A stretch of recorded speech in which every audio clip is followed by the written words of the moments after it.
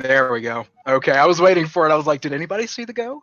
And we're off. Looks like Epic and Doc both electing to do Sanctuary. Cross as well, finding the compass for Skull Woods. Yeah, and as I pointed out before, compasses don't really mean that much. We're looking for maps to start, and we are looking for the keys. That's the main thing we're looking for. And of course, the normal items. Those are also the things you need. So now, Number going to be attempting a fairly standard opening strat. Link's house, carrying the sign to kill a guard. He's going to get a tier 1 pull off this tree. Got some magic decanters. That'll be great if we run across a magic use item early, like the Ice Rod, Fire Rod, something to that effect. Looks like Dr. Bob's setting up a Houlihan strat. Great to get a little bit of money to start the day. And that's very common to do in Keysanity as well. Not very common in the open mode, understandably so, but with Keysanity, you need that money because more areas are going to pay off early because there's more items out there to be randomized to get. We've got a sword in the Lumberjack. Ooh. That's going to be interesting. Do we see an early cape? Do we see that Aga seed that I'm looking for? Possibly. He rubs his hands together slowly. Just a big 20 in the mushroom spot, unfortunately. They're going to go check the Thief's Stump Hut. Dr. Bob actually elected to take the southern route into Kakariko, farming for bombs using these bushes. Map of Thieves Town. That is a very good map to find early, because usually Dark World access comes through going through the Village of Outcasts. Now remember, before we make full use of that map, we do need to put together a Dark World starter kit. We're going to need the Moon Pearl, either the gloves and the hammer, or the Titan's mitts.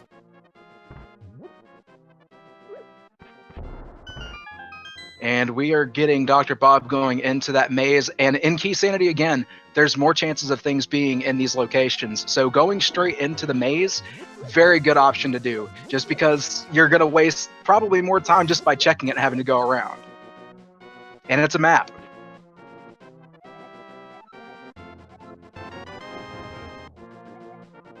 Skull Woods. Epic finding the book. Finding the book. And Skullwood's Big Key. That's not entirely useful. The Skullwood's Big Key is one of those things that's actually, you don't need it to finish the dungeon. It literally only gets you access to one item. Now, Epic going to show us the bottom of the well here as well. Looks like we're going to have the gloves. The power gloves are going to be there. We've got a part of a heart, a compass to Ganon's Tower, and is that Silver's? That was Silver's. Oh, the bottom of the well paying big dividends early. What does Sick Kid have? Apparently there was a vanilla bottle. That was interesting to see. Very interesting, but very useful as well. Got a good old B-Torp, as we like to call it.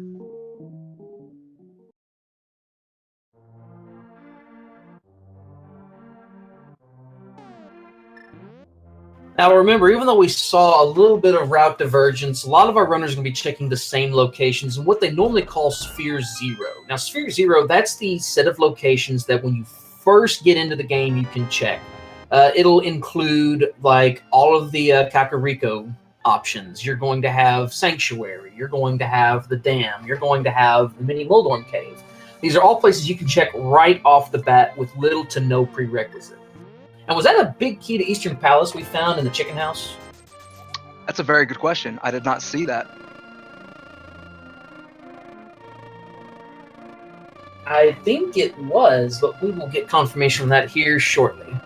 I did see the small key to Desert Palace right there, though, at the bottle vendor. That's very good. That opens up 2 items over there, on top of the fact that we've got book as well. So we've got a lot of Desert Palace access, and that is an Eastern Palace big key. Very interesting. You do bring up a good point. It's not often talked about, but that small key for Desert Palace is big early on because you said it does open up 2 item locations that might otherwise be inaccessible. Yeah, typically in an open mode match, that's something that is typically locked by boots, and really, you're not looking at much being boots locked right now. They have the book to get into Desert Palace. They can go right over to that right side. They don't have to worry about one item being locked over there. Actually, Desert Palace might end up being the early play, because really we're looking at everything they need. The only thing they can't get is that one item. They can get to the back now. They don't have the big key yet. Excuse me. We have not seen that big key yet. And Epic giving us a peek inside the dam, finding a full heart container. Early on, definitely a good find. That and a mail upgrade is great for safety because you're pretty brittle starting out the game.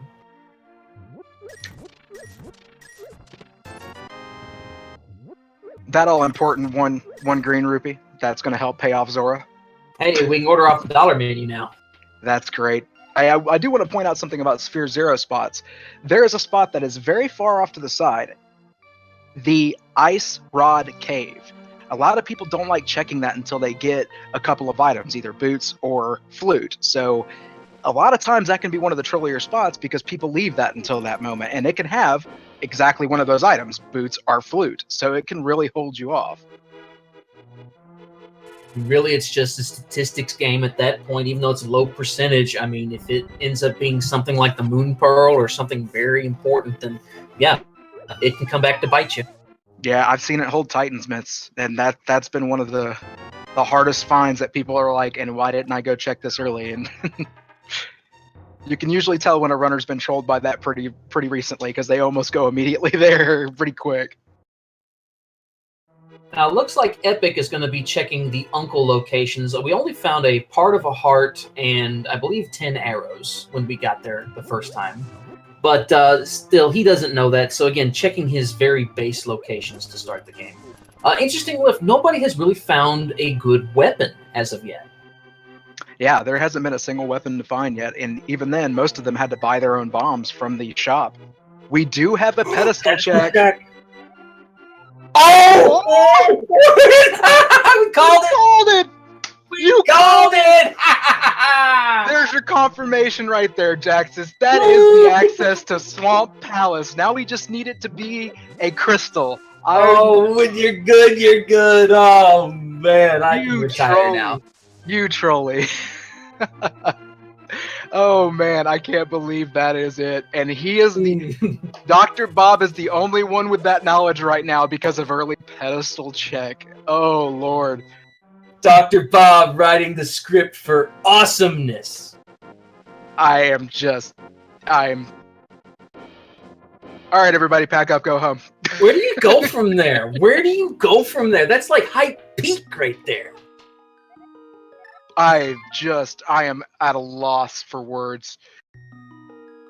Bombos, a key for pod in the back of Escape. We're going to see a lot of pod keys. There are 6 total, correct? I believe that is correct. Now, what will be interesting on those is you don't necessarily need to find all of them if you know of a strat called hammer yumping. What hammer yump is basically getting the right pixel on the area that is right on the bottom edge of where the big chest is on the falling bridge. Personally, I've never been able to pull this off. I'm a scrub. So, but you probably will see that used in this run because we have 4 people who definitely know that strat. I have no doubt in my mind Numberplay, crossproduct, DoctorBobtastic, and EpikRainjer know this because they are some top tier runners. Absolutely. We have Agana. Did we see DoctorBobtastic go to Agana yet? I think we did, yes, but I don't know that I remember what was in there. No, wait, he didn't go there. My bad. Yeah, Map of Ice Palace. So once we get to Dark World, we're going to see quite a few of those options of what we've got to go to. So I'm really hoping that Swamp Palace is a crystal. I really want this. The bow! EpikRainjer finding the bow in Mini Moldorm Cave. So with silver arrows, that's going to be a very nice weapon to start the game. That is a huge weapon to start, and it's just going to show your routing means a lot. He went there before anybody else, before he went to Desert Palace, where the seed's kind of taking you, especially with the small key and the book.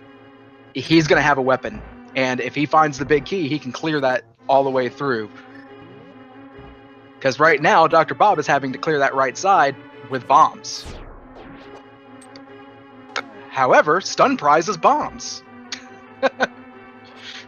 Seems legit. Hammer! Hammer! Now we have a weapon.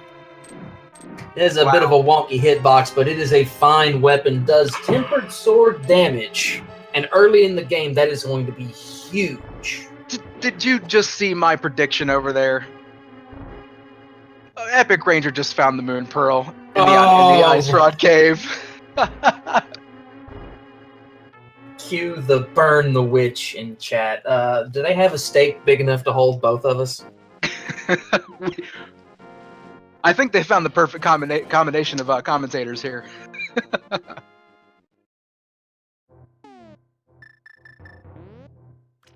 EpikRainjer going to set up fake flippers. Now, for anybody that is not familiar with this glitch, if you are in the water and you do a screen transition and don't have flippers, the game will think you have flippers, but it is a pixel-perfect, frame-perfect trick. Now, it's pretty easy to set up down here. There are some visual guides you can use, but it does allow you a way to have access to some early chests. Now, you have to be careful because when you're fake flippering in rando, if you get hit by anything, you're toast. I mean, you're gone at that point.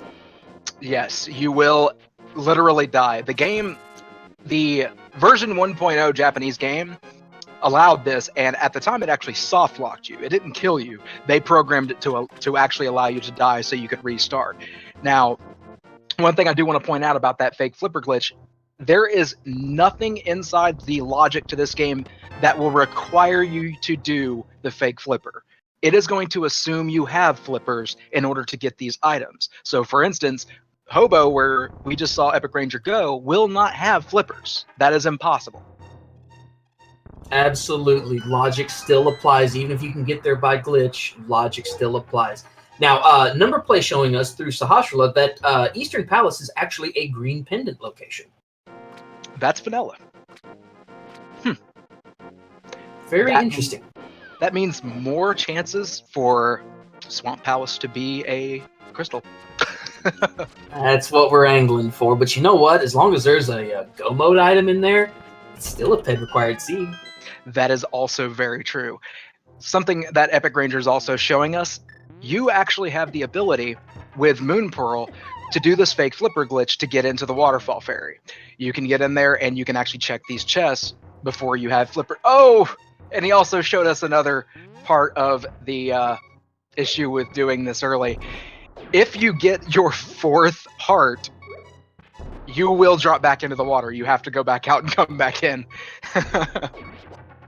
Finding a small key to Turtle Rock. Also a pretty good find because Turtle Rock is somewhat key intensive. So certainly not a bad find. Crossproduct, meanwhile, going to be picking up his bow. He's got silver, so he has a very good weapon to add to his arsenal. Dr. Bob doing the exact same thing. I'm interested to know, other than the first sword that we did find in Lumberjack Cave, where is their actual first usable sword going to be? Ooh, that's a very good question. And I mean, if we find, well, actually, so we have Moon Pearl, we have Hammer, we have gloves. It could be anywhere. I mean, it could be anywhere. Yes, we have full knowledge of Dark World access. On top of the fact, I want to mention that Aga is something that is a little less possible in these Keysanities because there are keys out there for Aga's Tower. You can only access that front chest, and it will have something. It's not going to have the key for progression into Aga's Tower. So there are times, such as I've seen the hammer be in that spot. That is a very valid chest to check and people forget that chest often. I want to give a shout out to DH Storm in chat, reminding us Swamp has to be a crystal because the small key is on the pedestal. So You're right. Swamp Palace can't be a pendant.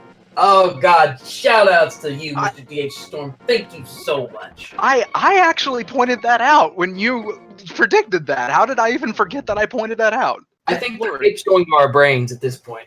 Yes, the power, the okay. Yeah, I feel better now. It's okay. Now, what it needs to be is a 5/6 crystal. That's what it needs to be. So that way, there's something that is needed, like, I don't know, Ice Rod inside the double-chested fairy. I like it. I like it. I like it. I really like it.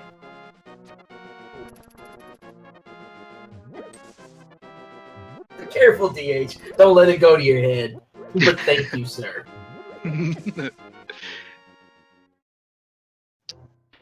And we've got our escape check coming up from crossproduct. I like this move. I like this move. I do too, because now, even though these runners are going to be more than capable in dark rooms, Logic is still expecting you to find the lamp. And in case Aga is still somehow required, you really don't want to be doing Aghanim's Tower in the dark.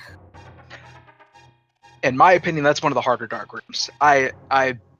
Too many spots to fall, too many. There's no way to really check your location. Speaking of first swords, crossproduct found his first sword over there in Escape. It's a good spot to find one because honestly, I hate going through Escape without a sword.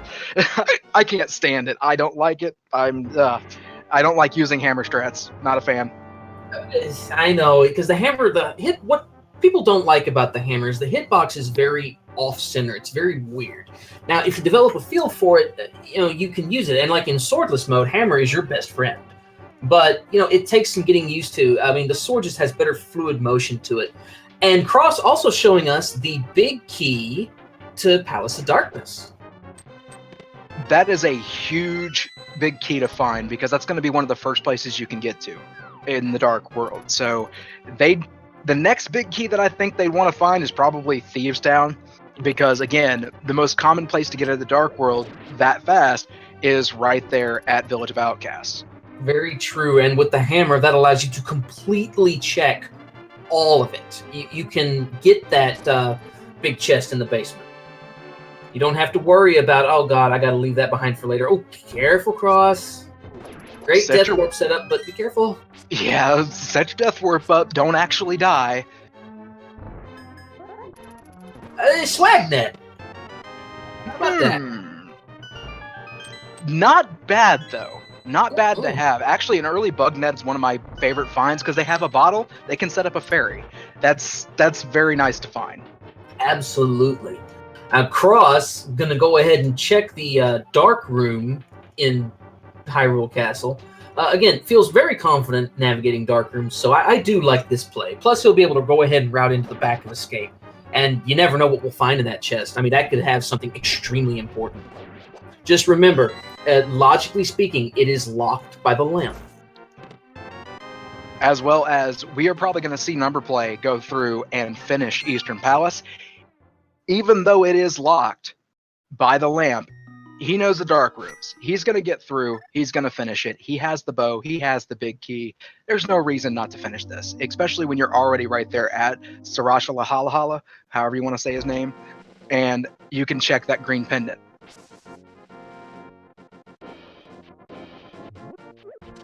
Given that they're so close together, yes, you'll definitely want to check and see what Saltarello has. Ooh, Numberplay taking a death.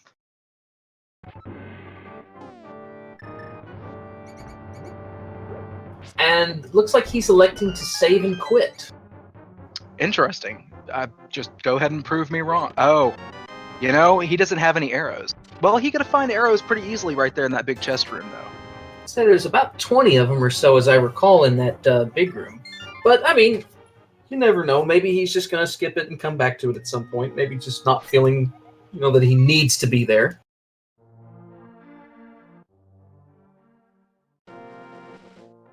running low on bombs too. That's not a bad one. You know, a lot of people forget that shop is there, but that is a good, quick, light world way to fill up your bombs without being nearby to Kakegurya Village. So that's a very good spot to fill up bombs.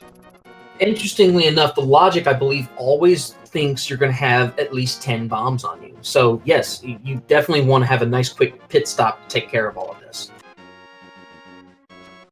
And he's going for escape, so he's going to get his first sword now too. And DoctorBobtastic also going towards Eastern Palace, so I have no doubt that we're going to see a Armos kill. We've already got too many people going towards Eastern Palace. Well, and if you know how to do the dark rooms, I mean, why wouldn't you? Go ahead and get that notched under your belt. And remember, Dr. Bob knows what's on that pedestal. Yes, he does. So he knows for a fact that he's going to need that pedestal. So I don't think we're going to see Bob save and quit out of this, even if he takes a death. He's probably going to keep plowing right on ahead because he knows he needs that pendant. And I have to say, this is one of the few times that knowledge alone gives somebody a huge advantage. That key being on the pedestal, that's an early lead, man. That's an early lead. Absolutely. Well, it's such a gatekeeper item like we're talking about. I mean, that locks everything. You cannot go... You can get one chest in Swamp Palace without needing a key. One chest, that's it. Yeah. That's all. And keep in mind, too, they can't get there without a couple of other items. So it's still something that's far away for us because they're going to need the mirror and they're going to need flippers. You can't not go through there without mirror and flippers. Those are two required items. They're also going to be on the prowl for the hook shot at some point, so we're going to want to keep an eye out for that one also. The hook shot can be in Swamp Palace, though. That's very true. Actually, you make a very good point. I've seen that happen more times than not recently, especially in version 27. Everybody loves a good troll, and version 27 provides no shortage of them. Oh, it's only a troll if you're not expecting vanilla locations. But this was randomizer. Not even randomized. Numberplay taking his death warp. Working as intended.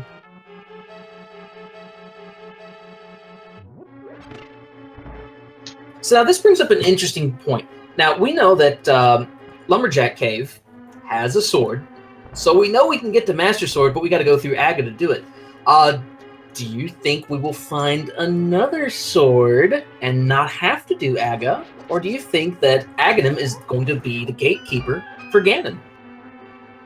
It's a very good question. Now, in order for that to happen, they're going to need Cape. That is the other item that they're going to have to find in order for that to happen. So the point that you're bringing up is basically the situation is they're going to need a second sword in order to beat Ganon. Well, that second sword is on Aga.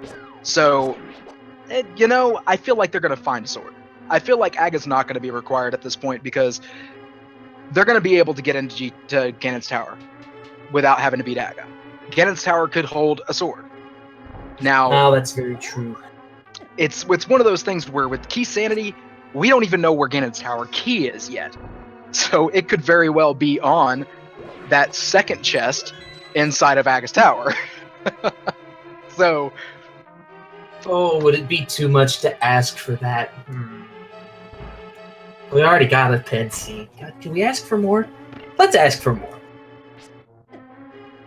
Big key to Desert Palace and the big key chest in Eastern Palace. I didn't see that earlier. Interesting. I love it when the big keys lead to big keys. It's like the seed's just like, hey, by the way.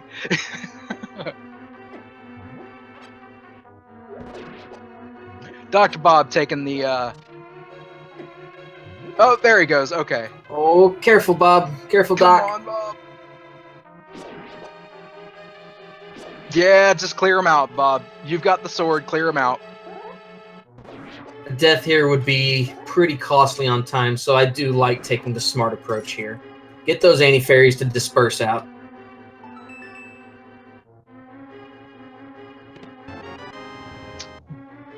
All for a bomb upgrade. I can imagine he's probably like, well, thanks, guys. But you never know. That's rando.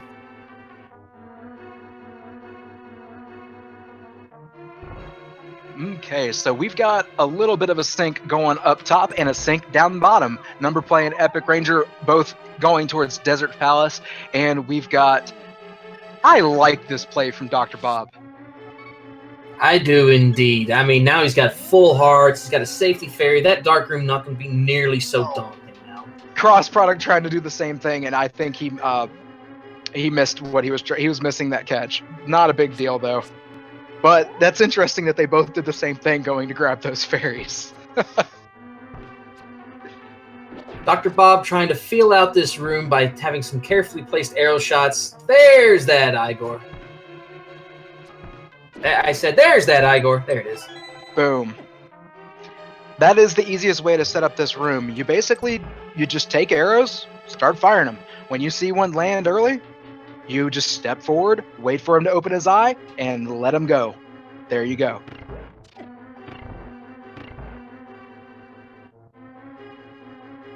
And crossproduct actually got ahead of DoctorBobtastic there in that room. He absolutely did, but these guys are still neck and neck.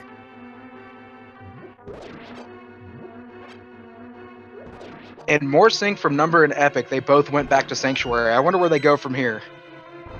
Well, let's take a look. Looks like they're going to stay linked at the hip, and they're going to be heading back towards Kakariko.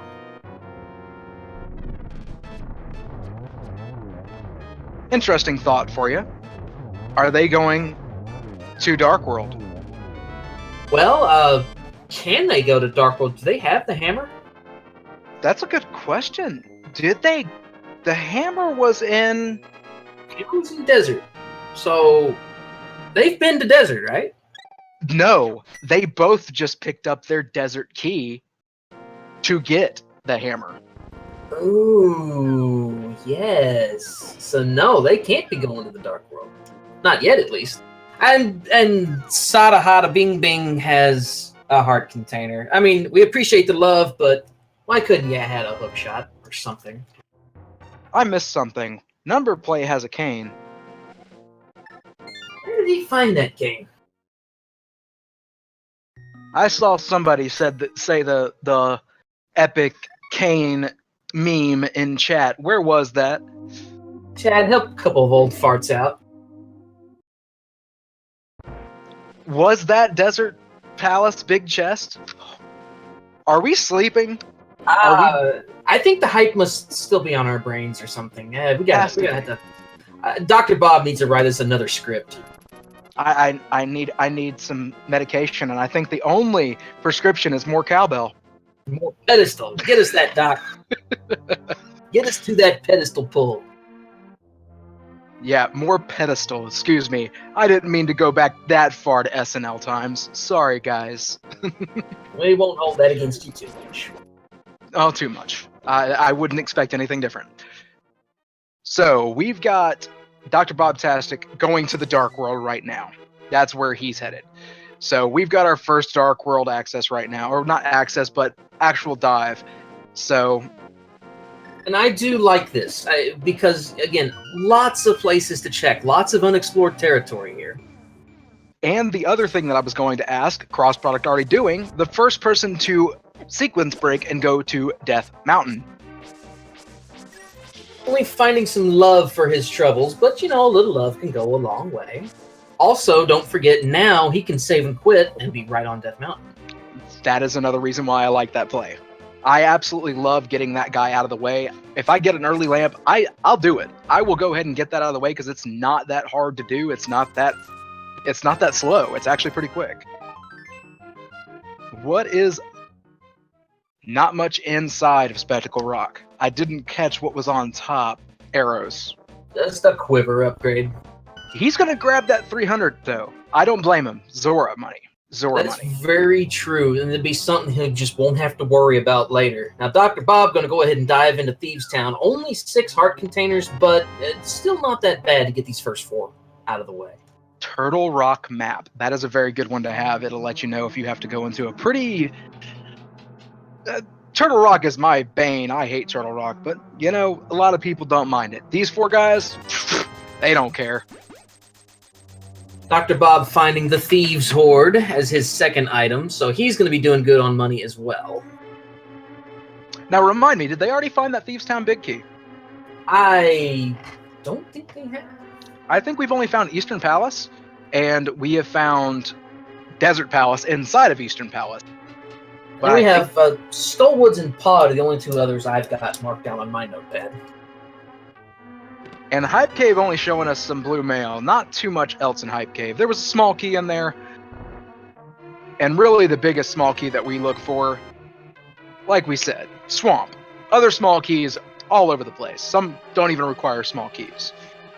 Worth noting, though, that blue mail, that effectively doubles your health pool. So that's still a pretty good find right there. On the Hype Cave Index, I give that a 6 out of 10. Really? 6? Like, well, maybe I'm feeling good. I'm feeling hype. Okay. Dr. Bob making me feel good. So, yeah. We'll go for it. We'll go for it. I'll give it to you. And I didn't notice that, but Numberplay and crossproduct, they haven't gone to get the Moon Pearl yet. Numberplay just getting his Moon Pearl. So crossproduct is still probably looking for that Dark World access, wondering, where have I not gone? I bet you he's heading that way now. I would say you're right. Dr. Bob, meanwhile, in the Sea House, getting us a small key to Ice Palace. That could come in handy in a little bit. And keep in mind, there is the infamous Ice Palace bomb jump. Technically, Ice Palace Big Key is not required, but by logic it is. So you got to keep that in mind. Very valid point. We got a map to Desert Palace. Useful, but... It's nice, but not that nice. What do we got on the dig game? What's... Oh, that's big! There's our middies. Big dig game. Thank you, Alec Baldwin. We appreciate you. Got no bombs for you today. Kittens. No bombs for you today, Alec Baldwin. And crossproduct did go towards the Ice Rod Cave. Good for him, because I'm glad he's going to get his Moon Pearl. And that is going to get him. It. Yeah. Dr. Bob also about to get his kitty middies. I haven't seen dig game pay off in a while. Here lately it's been like 30 digs to get a 1 rupee. Ugh. You better believe after 30 digs though, I'm picking up that 1 rupee. I don't care. Interestingly, sometimes we will see people persist at the digging game because you have a high occurrence of red and blue rupees. So if you're short on cash, the digging game can serve a dual purpose. All too often, yeah. It's definitely a lot easier than that arrow game. Oh,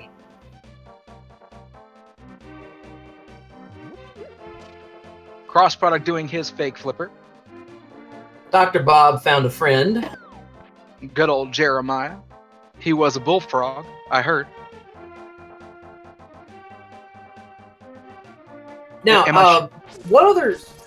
A question, though. What other locations have we seen? Did we get a check on Stump Kid besides what Dr. Bob's going to give us? No, we're getting the Froggy World Tour right now. We haven't seen any of these locations yet. A little bit of heart on Stump Kid, so him also giving us some love. Which So he's probably going to... Go ahead, I'm sorry. No, you're good. I'm just saying that puts us up to 8 heart containers for Dr. Bob. So again, once he finds Blue Mail, he's going to be sitting pretty good right now.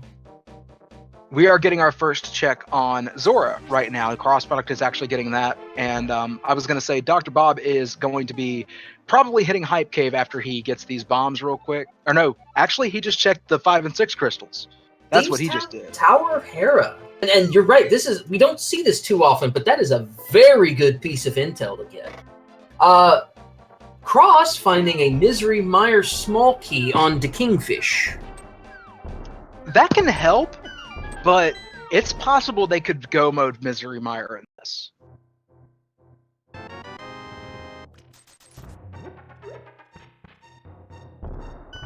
Oh, Ranger just took a death there. I don't know if that was completely intentional. I don't think it was, but I mean, look, with 8 hearts and Thieves Town is still a pretty nasty place to be. I mean, you have to be careful because those enemies do a fair amount of damage to you. Yeah, I think it was intentional because he was walking back towards him. He was aiming to run towards him, is what it looked like to me. But either way, he left Thieves Town to go to check the Sea House. So I think either way, he's just going to plan that into his routing. Well, and you make a good point too. And without having the Thieves Town big key, I mean, there's really not much he can do past the first 4 chests. Surprisingly enough, the front of Thieves Town didn't really have much. Not really. It's usually a pretty big spot to have something. 4 chests in that first area, easy to check. It's usually pretty quick. Now, Dr. Bob is also showing us some new territory. We're getting a pyramid check. Again, one of those locations that sometimes can be very weird to route in, but oh, can it pay off? Yes. I have seen Fire Rod be over here. I've seen a key.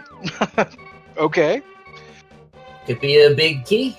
A big small key, I mean. An important small key. Turtle Rock. Pretty important small key. New territory over from Numberplay and EpikRainjer. We've got Skull Woods on the right, and we've got Peg Cave on the left. Now, statistically speaking, version 27's Skull Woods has a pretty good value among players. Now, in Keysanity, still fairly good value, but with the expanded pool of opportunities, you definitely need to make a more concentrated sweep through it. You can't just get 2 items and bounce. No doubt. That is something to point out that we didn't actually point out earlier. With Keysanity, the item counts don't come into play because it is no longer taking into effect the fact that keys are inside the dungeons. They're all over the place.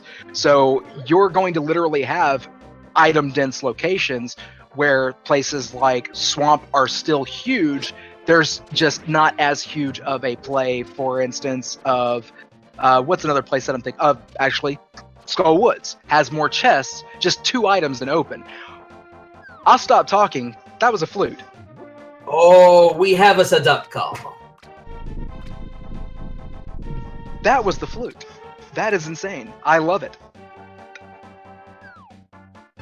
Do you think Dr. Bob can sing us that anthem while he's streaming? Or do you think that would give it away? It's a different anthem every time. Different verses, same anthem. I'll go with it. I'll allow it. Dr. Bob is definitely the singer of this group, though. I'm going to leave that for him. And we do have the Skull Woods big key. I do want to point out because we got that earlier, and I mentioned there was only 1 item. So we're going to see that Skull Woods big chest. Well, we were getting back to as far as like how different the item densities are in Keysanity. Correct me if I'm wrong. I still believe that Pod is the highest density location in Keysanity. I want to say it's like 14 chests or something like that. It is. It is. Considering the fact that you're going to get, just think of the amount of keys that you're going to get. There's 6 pod keys. So that's 6 keys that are going to be in the dungeon to begin with. Pod, on a normal open mode, it's going to have 5 chests. So that is 11 right there, including a big key, including the big chest. That's 12. It's huge. Pod is a big play.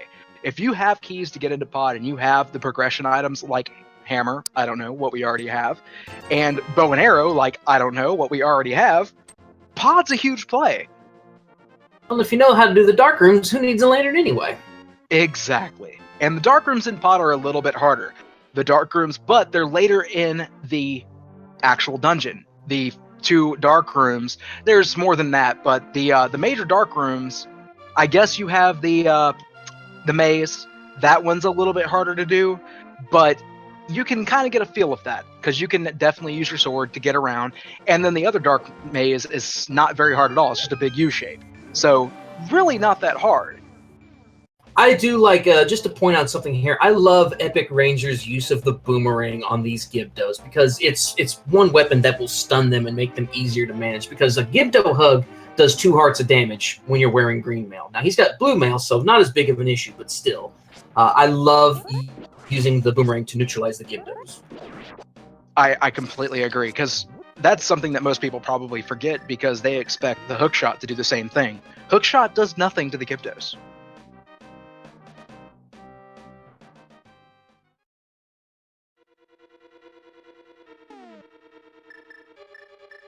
Now, I believe Dr. Bob is very close to finding his flute. Going to show us a bomb jump across the gap here. I like this play. I love seeing bomb jumps on display.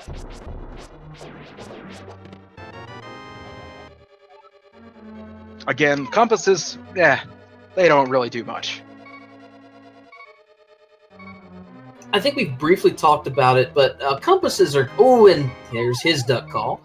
Compasses are good if you're doing a casual playthrough. You know, if you're doing it across the span of multiple days, that's when a compass would have more value. But in a tournament setting or in a daily race setting like this, compass definitely has diminished value. Yeah, and even talking about tournaments, the tournament that's coming up after AGDQ, compasses are not going to be really hype. They're really for experienced players. They're just one of those things where it's like, okay, great, that just took up my time. But casual playthrough, Jaxus makes a very good point. If you're doing this just as a casual thing to get into Keysanity, keep an eye on those compasses, because as you can see on DoctorBobtastic's screen, the compass is telling him he's got 2 chests out of 8, or 2 locations out of 8 that he has checked inside of Skull Woods. It helps. It is good for casual runners. It's an excellent learning tool, and it's something that'll help you gain familiarity with the dungeon very quickly. And Numberplay getting his big key to Misery Mire from the Armos Knights.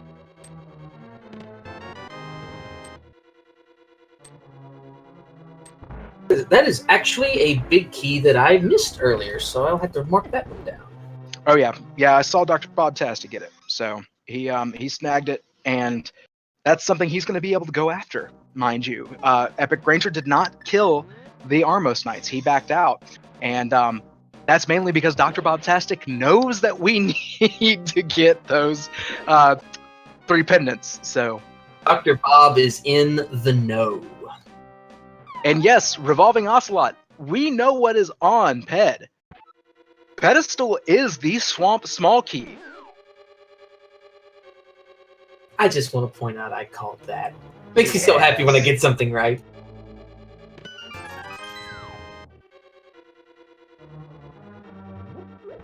I can't believe you called that. Is such a...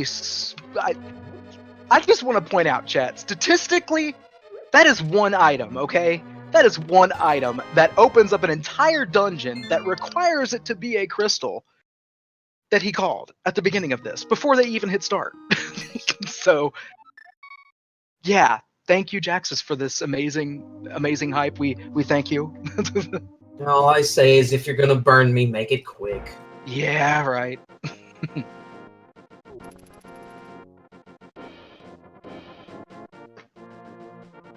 That's gonna make for some great entertainment in the meantime. We're getting our first pod play. I'm actually very surprised to see Numberplay being the first one to go to pod. You know, I am too, but I do like this play. Now, first we have to pay off everybody's favorite extortionist, so we can actually get in. But yeah, I like this play. I do too. I'm surprised it wasn't made earlier. Okay, and I didn't notice this earlier, but do you know what is on Zora Ledge? Oh, what is on Zora Ledge? I missed it. It's a small key. Ooh. So that could be an important small key that we may need for, I don't know, Aga to get the Ganon's Tower big key? I don't know. Just that thinking. Could absolutely be big. Dr. Bob making an interesting play here. He's going to be the first one to check not only the medallion to get into Misery Mire, but he's also probably going to check the shed while he's here. Now, he does not have a mirror yet. I say yet because it could be in the shed. I love this play because I am a firm believer in listen to what the seed is telling. He has the Misery Mire big key. So that is something, even then, actually, I take that back. Because he does need to get the cane, which, as a matter of fact, the cane is available because it was in Desert Palace. Big key. Desert Palace is right next door, you know, through dimensions, it's right next door.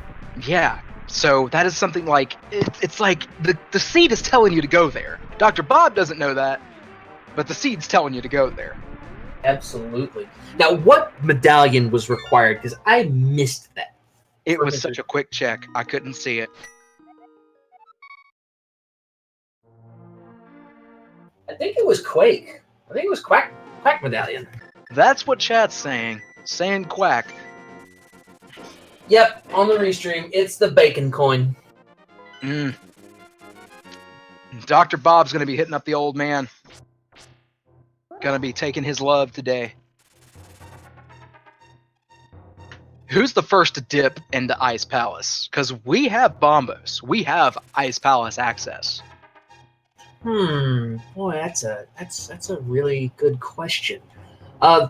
The only thing is, with no half magic, I know that personally I would want to have a safety potion going in, but I really don't know. I think Ice Palace could be one of those things we may see held off until we get the flippers.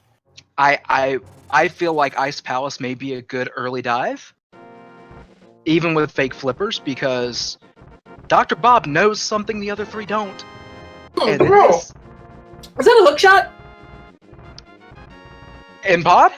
I think so. Was that a hook shot? I'm that was a hook shot. I almost choked on my beer. That was great. That was a hook shot in pod. Telling you, pod is the biggest collection of items. We have a map check, actually. I think EpikRainjer just did a map check before he headed into pod. What has he got? What has he got? I missed it because I paused too early. There we go. That's exactly what happens whenever you jump the gun. Even though we already know everything, you know, the trackers are on top of it. Again, big shout out to Cyclone and Terminal Kerbar. They are doing a fantastic job. They're making sure that we aren't acting dumb. So, EpikRainjer, I believe, found his Master Sword in the first room of Palace of Darkness. I wouldn't doubt it, because Numberplay is still going through pod, and he has his Master Sword. So, that'll mean that we know where 3 of the 4 swords are. Wrong game. Right, universe. It's close enough. Yeah, true. Yeah, the universes. Yeah, let's not talk about Zelda universes, okay? Timeline's already confusing enough. Yes, it is. Okay, Numberplay is actually opting to just use a key to go left. So he's going to burn a key to go into this dark room, mind you, without the lamp. Very interesting here. I guess, is he not comfortable doing the hammer yump? Very possible. Very possible. The hammer yump, it looks easy when people do it. It's not easy. It is not exactly the easiest. It's not like fake flipper. Interestingly, EpikRainjer is showing us the Thieves Town Big Key is in pod. So pod is very valuable. And the big key to Turtle Rock there as well.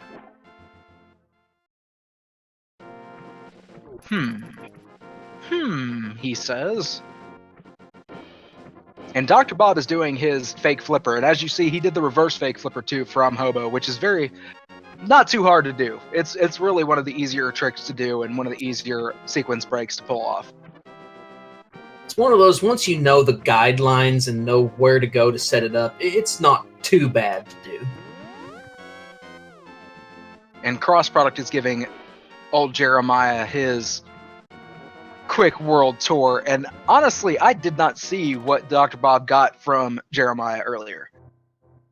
I don't know. I can't imagine it was too important, because it looks like he pretty much has everything everybody else does. I can imagine it was probably a bottle, but then again, I don't think EpikRainjer has done that route yet either. We will find out here just a minute. As soon as crossproduct gets his boarding pass for Swag Duck Airlines. That extremely important travel document. Oh, yes. One of the... I love boots, don't get me wrong, but if you give me the flute over boots any day, I'm happy. And it's a bad day when a seed is fluteless and bootless. The two lesses I don't like. Apparently, he's not too happy with that lady walking back and forth. Gotta love the flavor text boxes, even if we don't see them too often. Yes, I took some time to appreciate the developers. They actually put a lot of flavor into this. If you read one of the signs inside of Kikekrio, it tells you, "Hey, shouldn't you be playing this game?" Looks like that was a Turtle Rock small key on the Smiths. Again, very good find to have. It is, because even though there's you need 5 to get through, because there are a few of them that are actually, or am I thinking too high? You need 5. It is 5. There are 6 total. You need 5 to be able to get all the way through, because you can still steal one and not get the Flipper's also in pod? Possibly? Did we get some water shoes? Yes, Flippers in pod. Water those. Water toes. I like it. Wow, pod is the payoff. And Dr. Bob is heading to pod. Yes, pod is the payoff. Palace of richness. Palace of value. Palace of hype. I think it was well worth that 125 rupees to get in, don't you? Oh, good return on your investment this time.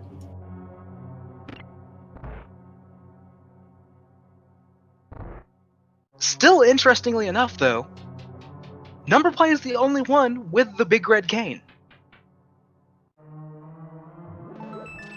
Well, at least it is, I mean, it's in Desert Palace, so it's not far away from Meyer. So again, it maybe not too big of a deal if they skip it yet. However, if Turtle Rock comes into play early, that may cause Number to have an advantage at that point.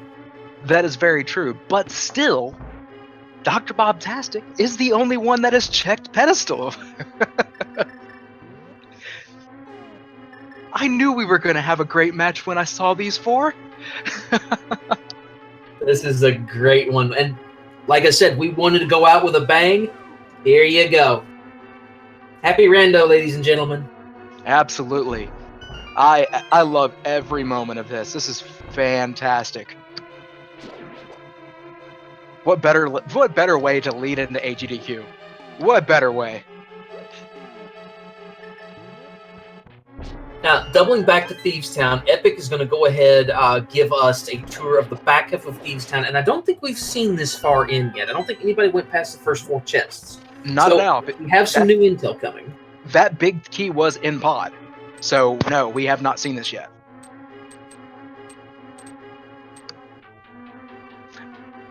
Now, I do want to say, for those of you who are not going to AGDQ, not spending that time, that's perfectly fine.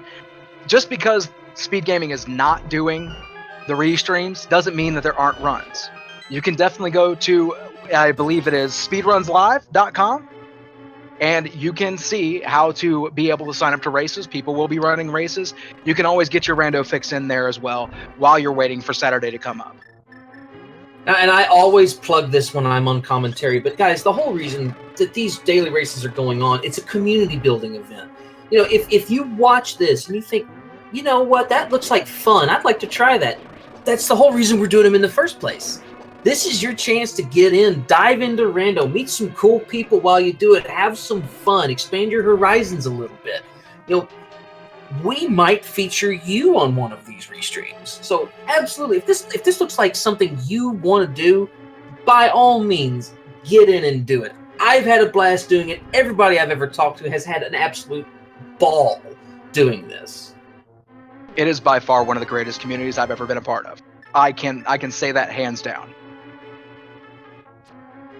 And we have crossproduct going into Desert Palace, I believe for his 2nd time. Maybe his 1st. No, definitely his 2nd, because he is heading straight left. So he has already gotten... Yes, he has to have, because he has the hammer. The hammer was in the small key area. Hey, unknown, I got a riddle for you. Riddle me this, Batman. What's big, hot, red, and EpikRainjer just found it not too long ago? I think that's the fire rod. That is indeed the fire rod. That is amazing. And it's in the maiden's chest. That's crazy. But It's gonna be hot riding around. so at this point, we're right at an hour in. I want to ask you, Jaxus, what's our go mode item? Oh boy, we have so many good ones. And I'm including keys. In Keysanity, items are keys still. I consider keys go mode items. Ooh, is it too much to ask for Ganon's Tower Big Key to be the go mode item? I know that normally is, but I'm holding out for the fact that Ganon's Tower Big Key is going to be in such a late, out-of-the-way place that I think it's going to be our go mode item. I'll allow it. But, chat makes another point. My other choice was going to be Ice Rod. I think that could be one that could hold our runners around for quite a while, too, because you're going to need that as well as the Fire Rod to finish off Turtle Rock. Very true. And Ice Rod is a very common go mode item anyway, in any version, because it's not locked. You don't need Ice Rod for anything but Trinex. There's only one spot that Ice Rod cannot be. And that is Trinex. That's the only spot that it can't be. Holy crap. Can we just call Palace of Darkness the Palace of Big Keys? Because the Ice Palace Big Key was in there too. That's, counting them up, that's 3 big keys. Plus the flippers, plus everything else. I mean, Palace of Darkness is big, folks. You know, it ain't Palace of Darkness. It's Palace of Hype. Palace of Hypeness. Yes, Palace of Hypeness. And I want to point out, crossproduct does not have the flippers. He is making an Ice Palace dip. You get your wish. Let's see what we've got. I did not see crossproduct doing that first. I'm looking for value. Well, let's see here. He's going to have to be kind of careful and manage his magic carefully. I'm curious. Do you think we'll see him go straight down to Cold Stare? I doubt it. I think he does a full clear because there's too much stuff that he's missing. He doesn't know where Fire Rod's at. Fire Rod could be in here. Fire Rod can be locked behind Bombos. Very good point. The only thing that he is looking for in here that can't be in here, or excuse me, the only thing that he's looking for that cannot be in here, let me rephrase that, is flippers. Flippers cannot be in here. That's the only thing that he doesn't have, that he doesn't know where it's at, that he's literally knowing that he can't find. I feel like he's going to find mirror in here. I think Ice Palace holds the mirror. Now, the Jehu in question asking about go mode. Go mode is when you need you have all the items needed to beat the game. Now, normally in what I would call a normal randomizer, you'll find the big keys for the dungeons in their respective dungeon. Now, you could find them anywhere in Keysanity. So suddenly you have to take big keys into account, and you have to have the big key to Ganon's Tower to start climbing to the top, and it can be anywhere. So it, at that point, quite literally becomes a go mode item.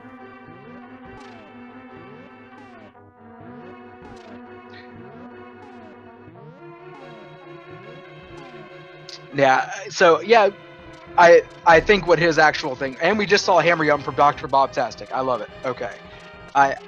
We were just mainly talking about what the go mode item was because we're about halfway through typically in the time frame.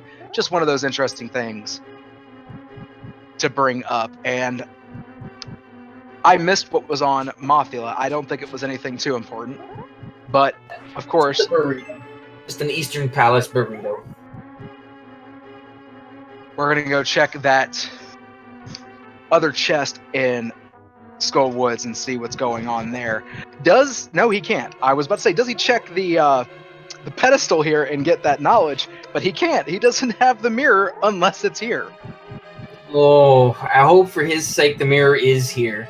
But it's not. Just a little bit of love. Just a little bit of love. And so far, Ice Palace hasn't paid off much. I mean, We really get down to it. Not every place can be so hype as Palace of Hypeness. Of course not. Of course not. But I can hope. I can still have the feeling that Ice Palace is going to give me what I want. Oh, how about a Ganon's Tower Small Key? Technically it's not needed. Oh, about a 4 out of 10 on that one? I'd give it a 2 because if you have the big key, all you got to do is just go left and grab a small key and head up. I would say what about a compass, but we already know how compasses are not particularly helpful. That's like a negative 2 out of 10. Yeah, I'm trying. So far we're at 0. Ice Palace is not paying off for me. All right, Bob, where are you headed? When in doubt, go to 3, right? 3 is always a good decision. I believe he's going to be checking the back half of Thieves Town now. I believe so. That is going to be the best play. And he almost forgot that he had nits. If you run a bunch of them, they start kind of running together, and it's muscle memory like anything else.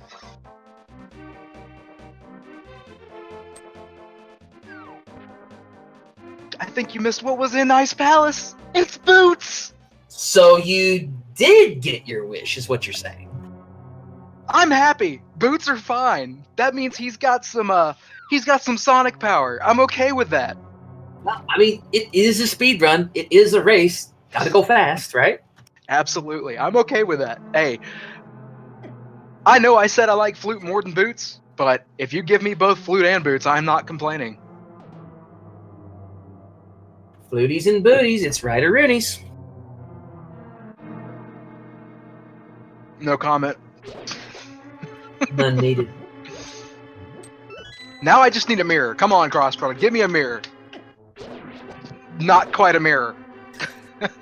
It's kind of reflective, sort of, on the side. Yeah. The reflective nachos. I'm just trying to help, man. Jeremiah's getting a quick view of Death Mountain here. I don't think I've ever seen anybody take Jeremiah to Death Mountain. EpikRainjer has. He's been to the mountaintop.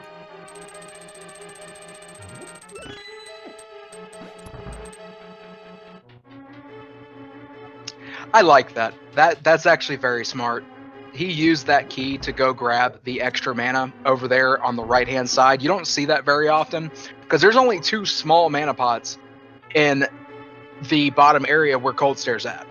So he's actually getting a good fill just to make sure that he's not going to have to worry about anything. Well, and that's one place you don't want to run out of magic. Cold Stare. Yes. Because it's a long way back down. On top of that, he's doing this fighter sword, so he's going to have to use Hammer Strat. And Hammer Strats on Cold Stare are not easy. Those Cold Stare hugs hurt. Even with Blue Mail, they hurt. Yes, they do. So it'll be interesting to see how he does this. Actually getting a hit on all 3. Pretty good first hit. Oh, God, you better be careful, though. Oh. I like it. I like this. Yeah, 3 hearts of damage in 1 hit. Just, not much room to wiggle. Just He's take got it this, slow. though. Get a pattern. This is a place where going's a little bit slower is going to be faster because dying is the slowest strat of all. And Ice Palace is actually it's the 3rd to last dungeon you go to, if I'm not mistaken. It's actually the one just before Misery Mire in Vanilla. So Yep. That's why it hurts. The game is expecting you to be here with more than what he has right now. And unfortunately, he does not have the hot rod. And that is something that helps, which our other 3 runners do have. And that was in Pod. Was it Pod or Thieves Town? Might have been Thieves Town. Yes, you're right. Maiden. It was in the Maiden. Yes. Now, what blind pun are we going to get today? Apparently it had to do with pizza. It was a very cheesy one. Pizza jokes are just so cheesy. This is one of my favorite fights, though, because it doesn't matter what level sword you come in here with. You can do 3 hits of damage, move on to the next phase. Period. It's also a fight that can be completely scripted from start to finish, but it still offers a lot of... Oh, no! I think he has a fairy. Oh, Fairy. Press F for fairy, chat. Press F for fairy. Pay your respects to the fairy. Safety wife. And while we were watching Dr. Bob get his bottle, Crossproduct did beat Cold Stare. So he walked out with his boots and he said, "Thanks, Cold Stare. I'm leaving." But getting back to Blind real quick, you also can see a lot of different strats. You can see Cape strats. You can see Kane O'Brien strats. You can see Kane of Samaria strats. You can see so many different ways to kill him because, like you said, it doesn't matter what you hit him with. You just need 9 hits total. Exactly. So, lots of diversity you can go into that fight with. And really, I feel like it's either the second or third easiest fight to do. That's why it's one of those places that if you can, go ahead and clear it. Even if it's a green pendant or whatever, clear it. It's just easy, especially in Keysanity.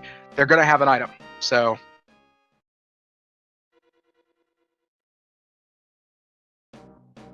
Dr. Bob heading back to Skull Woods. I guess he realized he already got that big chest, so he's going to be heading to the back of Skull Woods. Interesting bit here. I'm kind of curious as to, since he knows the pedestal work was required, I'm wondering why he didn't put this off a little bit more just so that he could route in a pedestal grab with completing Skull Woods. But again, maybe he's thinking he's going to find something that's extremely useful here. Yeah, I'm surprised he didn't take the Ice Palace down.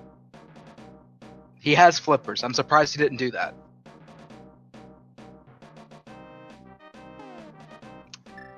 Yeah, I have to admit, I'm not a fan. I'm not a fan. I would have taken Ice Palace first, knowing that I needed to get all 3. But you know, he knows he may know something we don't. He may be realizing, you know what, let's go ahead and get this done. I may come back here later. I don't want to quite hit Swamp Palace yet. He knows what he's doing. Again, I'm a scrub. So me and you, far be it from us to say it, because Dr. Bob could run circles around both of us. And Lanabine, that's the thing. Ice Palace is forced. He's going to have to go to Ice Palace. That Swamp Small Key is on pedestal. He has to go there. Well, and worth noting, nobody else has checked pedestal. It has not dawned on these other 3 runners that, hey guys, you kind of need all those pendants. I also want to point out, though, that 2 of our runners have Eastern Palace, or excuse me, let me point this out. 2 of our runners have 2 pendants already done. Numberplay with Eastern Palace and Skull Woods, and Crossproduct, who doesn't even have a crystal yet, has Eastern Palace and Ice Palace. So they don't even know that they're doing the right thing. Blind luck is still a good thing, though. I don't know who it was that said it, but they did say, I'd rather be lucky than good any day. Helps to be both, though. Of course. I wouldn't... Give me skill, I'm okay with that, but throw a little bit of luck my way. Numberplay taking a death to...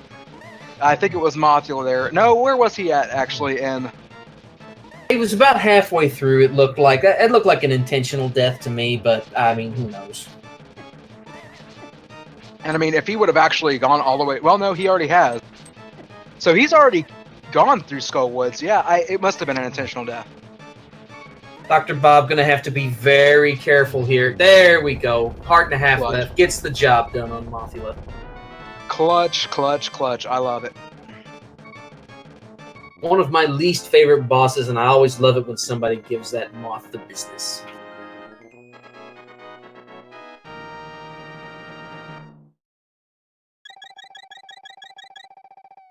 EpikRainjer heading back into Desert Palace here. It looks like he's going to pick up his Kane of Samaria. Very nice indeed. And we do have the big key, and surprisingly enough, we have 2 people who have picked up the Cane of Samaria but haven't gone all the way to the end. They haven't killed Lamulus. That is a very interesting call. Maybe they're going to try to route it together into Meyer somehow. I understand it, but with it being this far in, we're an hour and 10 minutes in, we haven't found Mirror. That's a very good point. And we may not find... Well, no, wait. We have to find Mirror before we can do Swamp Palace. It's going to have to be somewhere outside of Ganon's Tower. We just don't know where yet. Exactly. It could very well be in Turtle Rock. It could be somewhere in Turtle Rock. It could be in Meyer. But they have to find Quake first. So it could be pretty much anywhere, with the exception of Ganon's Tower and like Mimic Cave. So it's one of those things where if you've gone this far in, do like EpikRainjer. Kill him. Go ahead and go kill Lamulus. Get it out of the way. Well, and with silver arrows, I mean, it's a fairly easy boss to do. I mean, just one shot to the head from a silver shaft, and that thing is toast. Absolutely. Not always the easiest shot, but once you get it, it's done. There's no waiting. Well, and even if they don't have that, they've got the Fire Rod. That too. Fire Rod is 2 whacks. And if I'm not mistaken, it's only 3 swings from the Master Sword. Now, something that's interesting to note, though, like in Crossproduct's case, I mean, he would have to find the Fire Rod before he could do Lamulus. A lot of people tend to forget it is locked by a fire source of some kind. I forget that often, actually. I literally have come up here and walked right up to this red guy and been like, oh, whoops. So it's one of those things where I've just been like, great, I don't have the lantern, which, FYI, can be locked behind Lamulus. I have found lantern multiple times on Lamulus. It absolutely can be, because your Fire Rod is just as good of a fire source. More expensive, but it works. And there are no dark rooms inside of Desert Palace. Yup. Crossproduct giving King Helmasaur the business. Let's see what the big lizard has on him today. It is... That's $20. And Lamulus giving us 50. But we are getting the, honestly, really first and second crystals of the run. We are still working on a lot of different works here, because EpikRainjer is starting to get his crystals down. He's starting to go through and get all of his crystals. Apparently, he does have Eastern Palace. Somebody just confirmed that, and really, him and Dr. Bob are kind of neck and neck when it comes to what they've gotten, but the knowledge is huge. Dr. Bob knows the pedestal is required. Can we assign a clear lead to anybody yet? I still gotta give it to Dr. Bob. I'm kind of thinking the same thing. Again, knowledge is power in this case. That is such a huge... If it was anything else, even if it was Ganon Tower's big key, it's one of those things where the Swamp Palace, that is one item that everybody's expecting to find. They're expecting to know where it's at and get it to go there. That's huge, not knowing where it's at. We have Myra. No, Quake, excuse me. That's an ether that he just found. But we did find a fetch quest, so we might be seeing what's at Shovel here soon. Well, at least now we know where... well, no, wait. We haven't found the bacon coin yet, have we? No, we just found ether, not Quake. But chances of having the right medallion for Turtle Rock are higher. So Turtle Rock can still also be Quake, but we could see a Turtle Rock dive here soon. Well, and with Cane of Samaria and Fire Rod and Hookshot, you can get all the way to Laser Bridge. Yeah, you can pretty much full clear it. The only thing you can't do is clear Trinex. Where are you headed, Dr. Bob? Where are you headed? He's going to make a house call over to the village.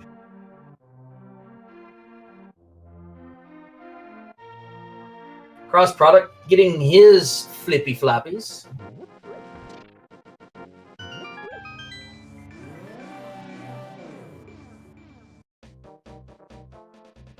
And we've already seen Catfish. Catfish did not have very much at all. I think he just had arrows. Numberplay is going to show us what's on this ether tablet. We have not seen that yet. Well, finding the book so early, you have to wonder if these things are going to have something good. Just a burrito on this one. Tower of Hera, right next door. It's convenient. But I think, I don't know if Numberplay knows that, because Dr. Bob, I think, was the only person that actually checked the bomb vendor over there in Dark World. I think you're right.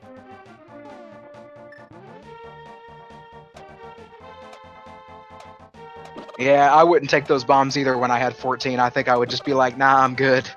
We got plenty. Brian. I'm okay with having Brian. That other Kane that we don't talk about nearly so much, but is important in his own right. Can do quite a bit. Oh, Dr. Bob forgetting you can't take the chest inside the pet cave. And probably thinking, well, that was definitely not worth my time. Numberplay dipping out of Tower Hera, but remember, we don't have the big key yet, so can't go any higher than the first 2 floors. Don't even have the small key. Yep, so can't even go lower than the first one. So no Tower of Hera basement yet, so no coffee break.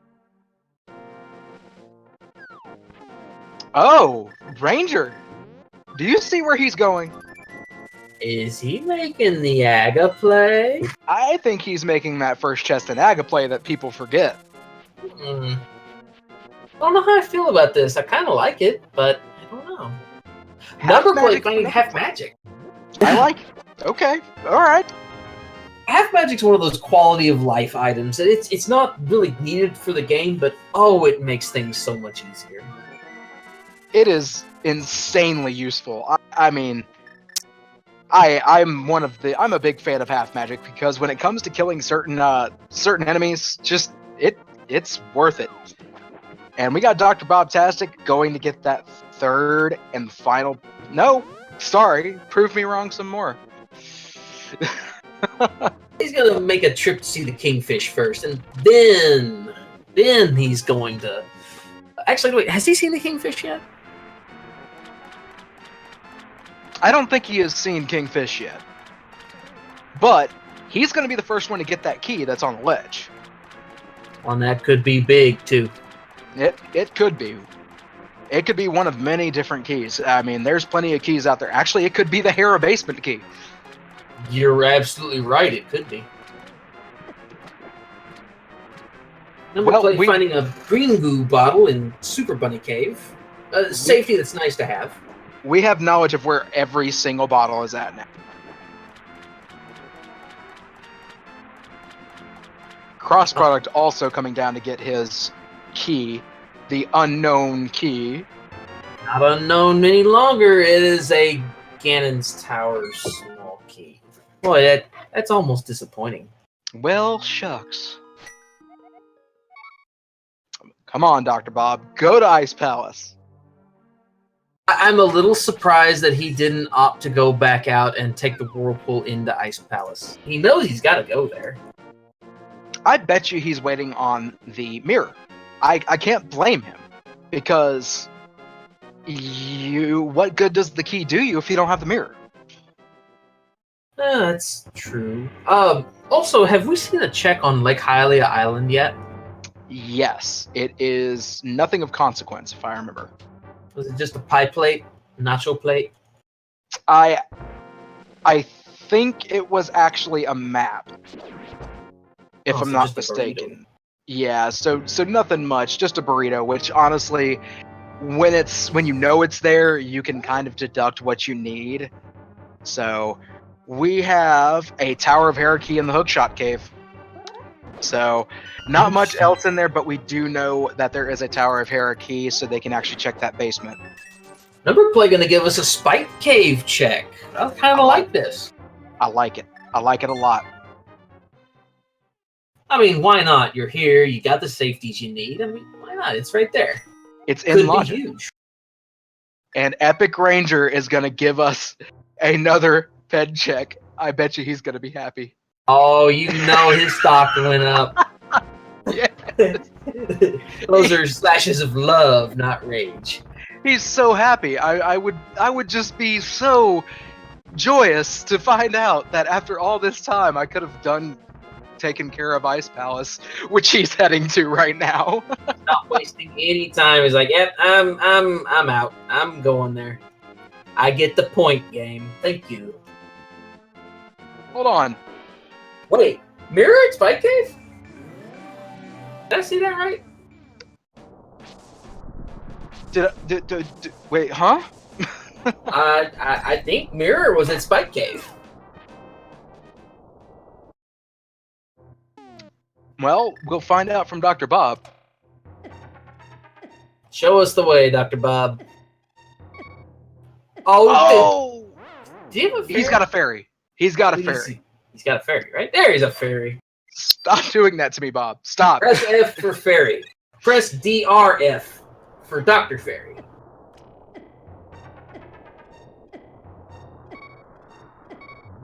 Thieves. Oh, does he no. have a second fairy? Oh, please tell me he's got another one. Oh! Dr. Bob, you'll give me a heart attack, and you're going to have to bring me back. That is Mirror at Spike Cave after 2 heart attacks. Remind me to bring that up in an interview, Dr. Bob giving me a heart attack. That's not right.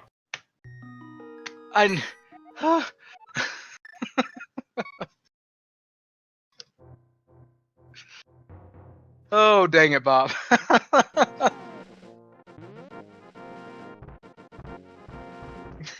Phantom Ryu. I still blame Willard.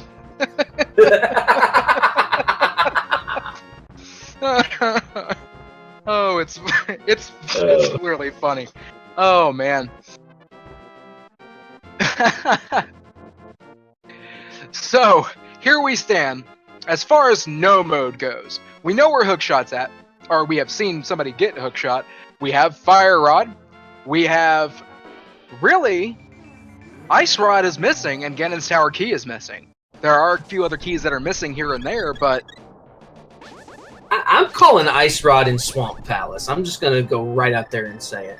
I think Swamp Palace is going to have a lot of value. And where was Hookshot? Chat, help me out here. I didn't see where Hookshot was at. My friend. Was it Palace Pod? of Hypeness. You are right. Hookshot was Pod. It was in that vanilla big key location. Wow. And Numberplay is the only one with it according to the trackers right now. I am blown away.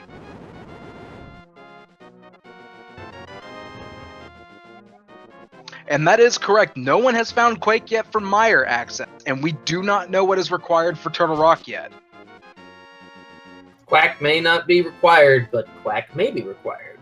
Because it's a very big possibility that Turtle Rock could have a lot of value too. Both places are very dense in chests. Absolutely right.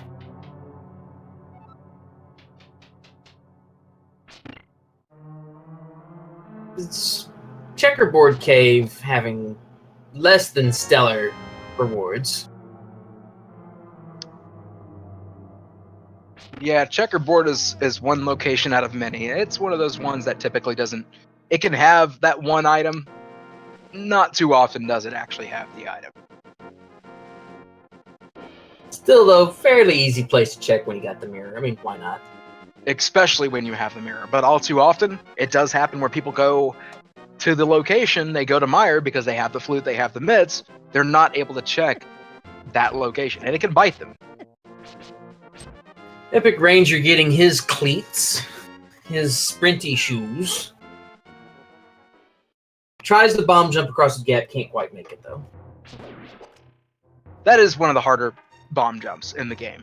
It really is. It's one of those ones that you don't really have a clear-cut spot to stand. It's not super difficult. I think probably the actual Ice Palace bomb jump before the roller room is a little bit harder, but there's more value in that one. So. Oh, I know where the ice rod is.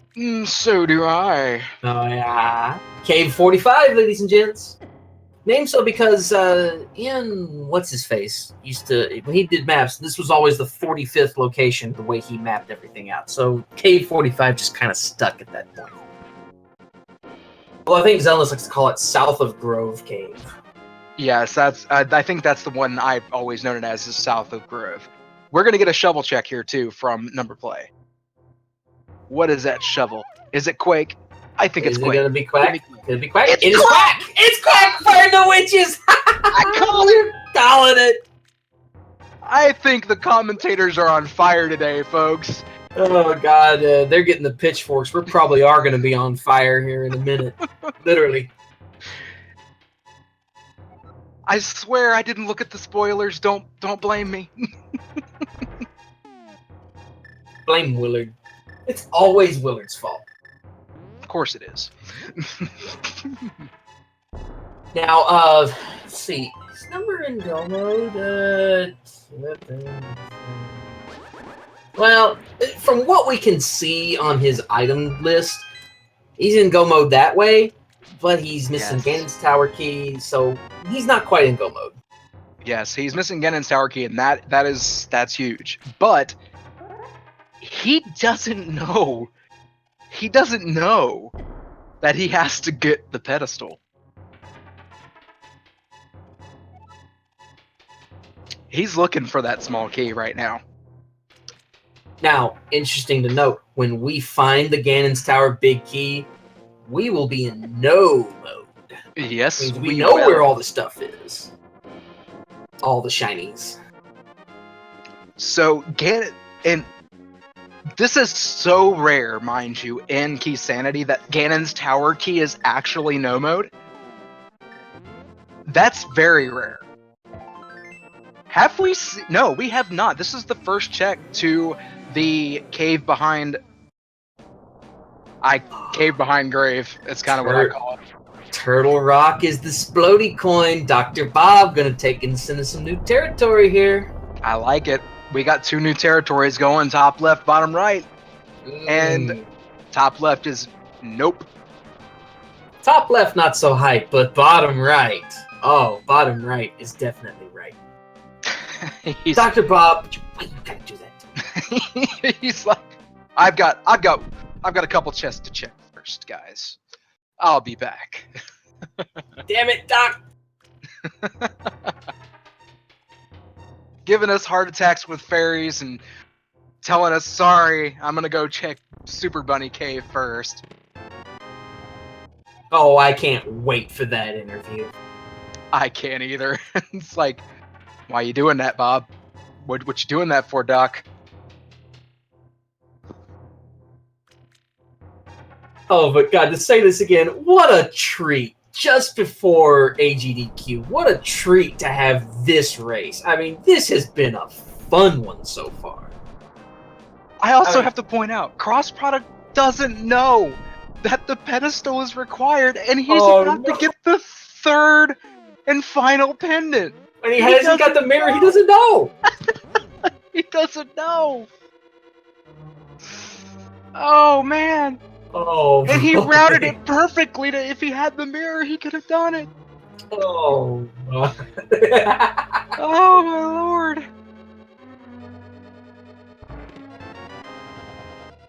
Oh, man. Wow. EpikRainjer taking a death on Cold Stare. That's unfortunate. That's a mean boss, though. That's a fight that can snowball on you pretty quick. It can, and he's only doing it with a Master Sword. We still don't know where that 4th and final sword's at.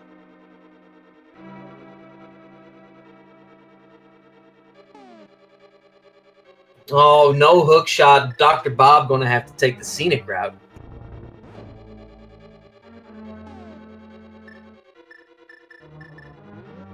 Gonna get a small union break in here. And that chest is going on a very long route. Like, he's taking that all the way to Zora.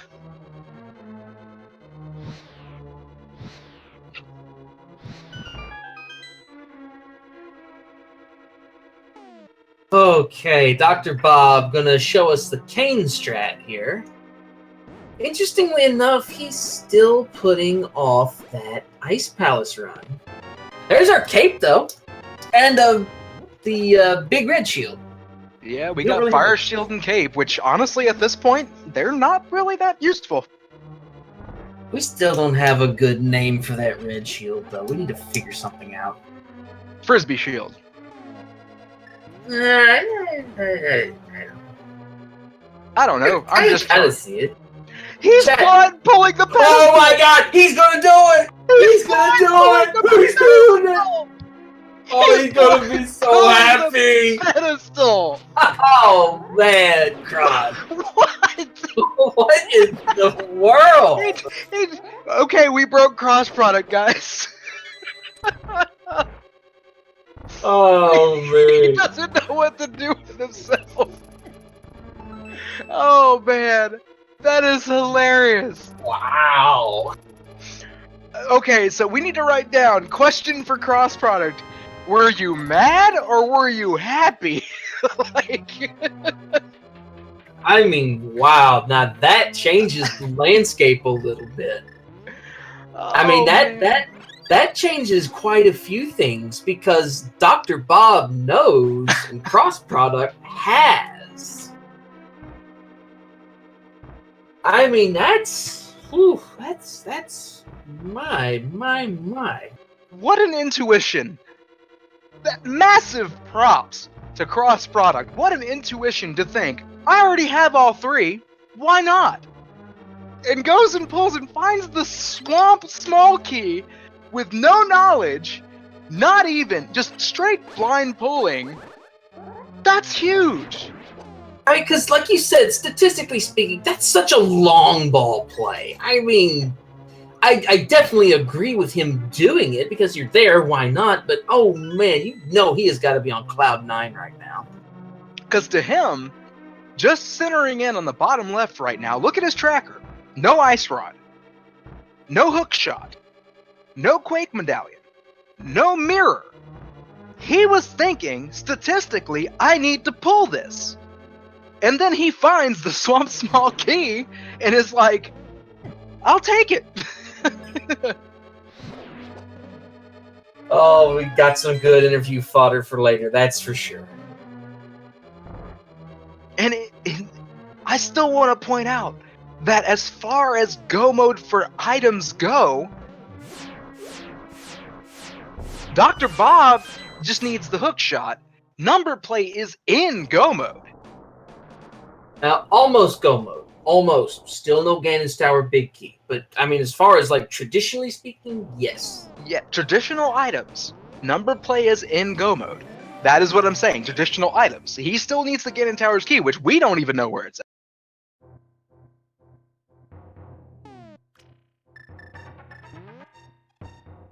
Is it Mimic Cave? That would be also pretty interesting. That would be extremely interesting. I mean, that would be... I mean, wow. A Misery Mire small key. It could still be very big coming into play. Yeah, I want to be in the mind of Dr. Bob right now. He has the mirror. He can do swamp.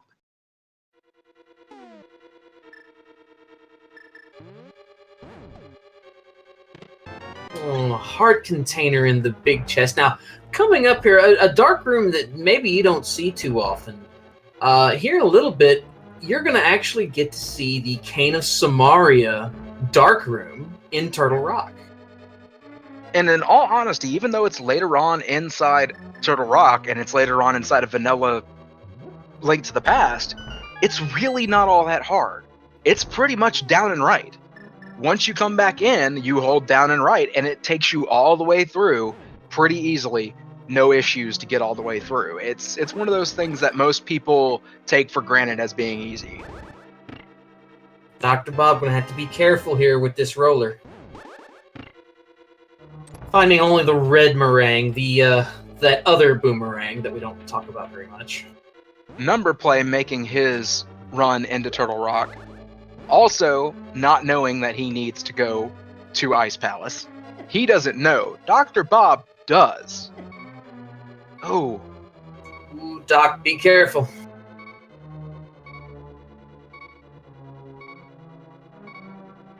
Yeah, he got a little bit turned around, so he's going to have to restart. Oh, he has one more hit.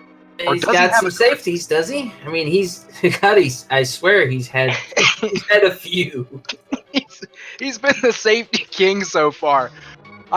You know what? He's got a fairy. I'm just going to assume that. Most people have a safety wife. Dr. Bob has a safety harem.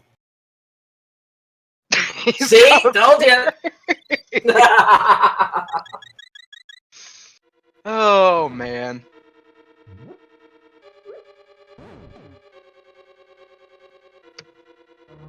Bob is sneaking in fairies that we didn't even know existed. He does have the powder. Okay, I was going to say, he doesn't even have the powder to get fairies. How is he doing this? He has powder. I'm okay. We're fine. Okay. It's fine, man. DoctorBobtastic. I can agree with that, Revolving Ocelot.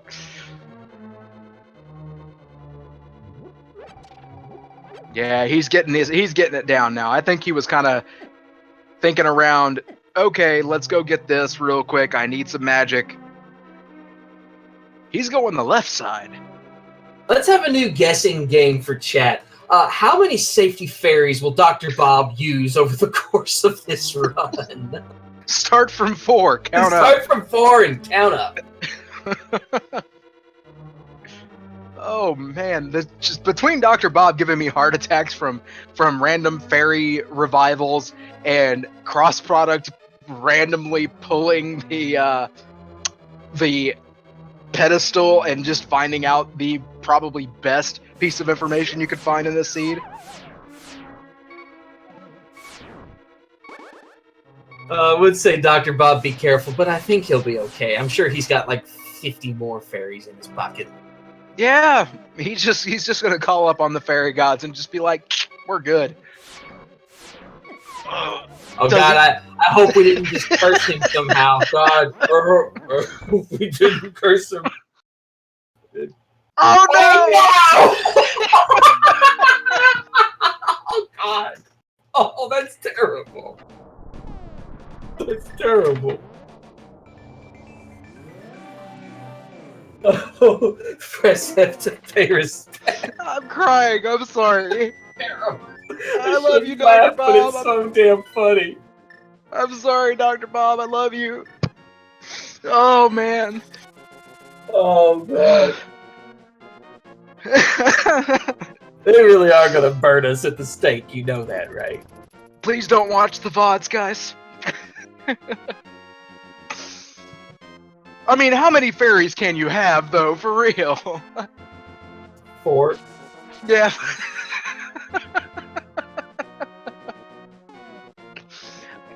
Oh, man. Oh, what a scene. God. Yeah, I'm dead, guys. That pause was so telling. He just was like, there's Quake.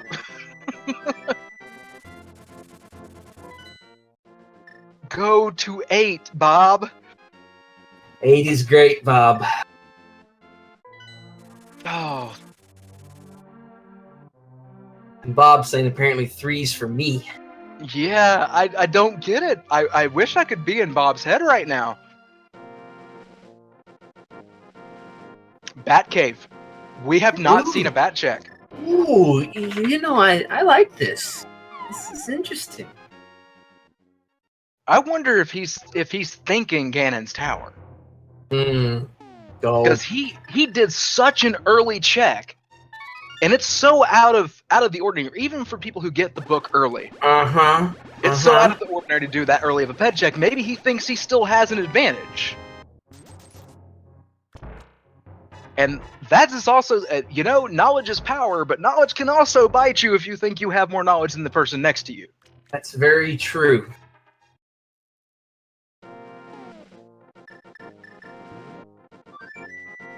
Come on, Bob. 8 is great. 8 is great. 8 is worth the wait. Wait, what am I saying? No, go. Okay, so he's going back to pod? Hey, wait a second. What did he miss something out of pod earlier? Yes, hookshot. Oh, yes, you're right. You're absolutely right. He did not get hookshot, but he's also the first with all 4 bottles, too, which is obviously great for him. 4 bottles plus the net. We'll call that the Dr. Bob special. Yes. Some doctors use scalpels, but Dr. Bob, his weapon of choice is the net. And still, interestingly enough, everybody that's been in Hera, none of them have had the small key to go into the basement or the big key to go beat Trolldorn. Oh, what if the Ganon's Tower big key is locked behind the small key in Hera? That could be interesting. It could be in the double-chested fairy as well. Ooh, yes. I still have hopes for that second chest in Aga Tower. I still have hopes for that, because we still don't know where that key is at. And it's a dark room, so technically it's locked behind the lamp, too. We still haven't seen the lamp. Not that these runners need it, but logically speaking, it's always good to keep in mind logic in this game, because there's so many ways to get past the logic. The lamp still hasn't been found. Oh, it can't be in Swamp Palace because Swamp Palace is locked. No, wait. It could be in the first chest of Swamp Palace, couldn't it? No, it cannot because Eastern Palace needs the lamp. No, but the first chest in Swamp Palace, don't you just need flippers and mirror? You know. And the flippers were in the dark room, weren't they? Oh, no, yep, you're right. So, nope, couldn't be in Swamp Palace. Yeah, can't be in Swamp Palace. Not even that first chest. Let's prove in the chat. No, I'm not a witch. I promise. Trinex cannot have lamp. That is not possible because you have to go through dark rooms to get there. Where could that lamp be? And apparently Numberplay did get that number 2 key. Did we miss that on the laser bridge earlier? Yeah, we very well could have. I mean, I know my eyes have been closed quite a bit from laughter. I've been busting a gut over here laughing from some of this stuff, man.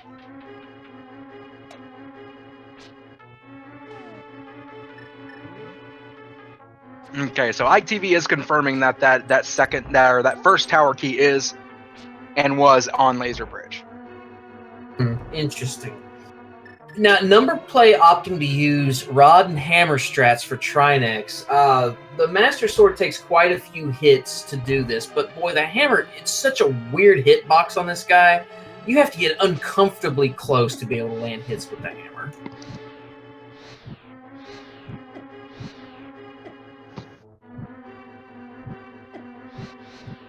So CrossProduct's going to go get his mirror now, which such a great place for the mirror, if you ask me. It's trolly, and I love trolly. I love it as a commentator.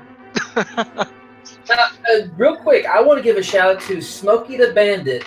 Thank you so much for your sub. We really appreciate all the support we get to help us keep bringing these races to you. So thank you very much, sir. We really appreciate it. Absolutely. And not only did you do it for 1 month, you came back for the second month. So you loved your trial period so much that you decided to give us a second month of love.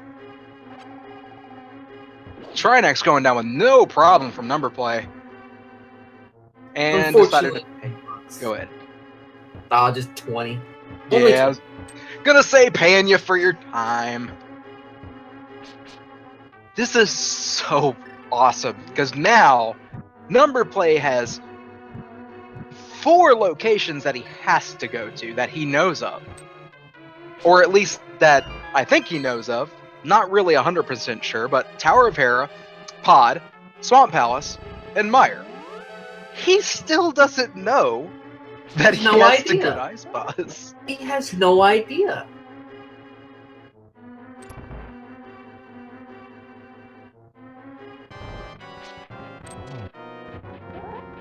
Bob, though, gonna make nice short work of the Helmasaur King here. 16 whacks to the face with a hammer, 1 silver arrow to the dome, and the King Helmasaur gets dethroned.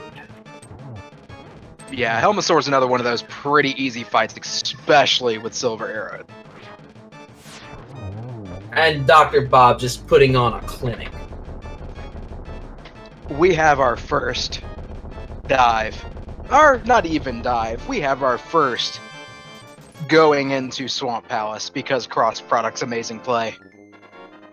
At blind pull. The only thing better than knowing the pedestal there is having somebody blind pull it. Like I said, when we thought the race couldn't get more hype, we find another layer. Native77, thank you for using your Twitch Prime sub on Speed Gaming. We really do appreciate that. Thank you for supporting us. Again, that's what keeps us bringing these great races to you. Yes, thank you so much for your generosity. We appreciate it very much. Chat bringing up a good point. Dr. Bob doesn't have the hook shot yet, does he? He didn't go down to the basement. No, he didn't. He just went straight to it. Oh, no. I mean, this is one of the few times that I'm really just hoping there's a tracker error. Please tell me that it's just... Oh, man. You forget. He doesn't have the boots either. Well, the boots are in Ice Palace. I could see that, but no hook shot? Oh.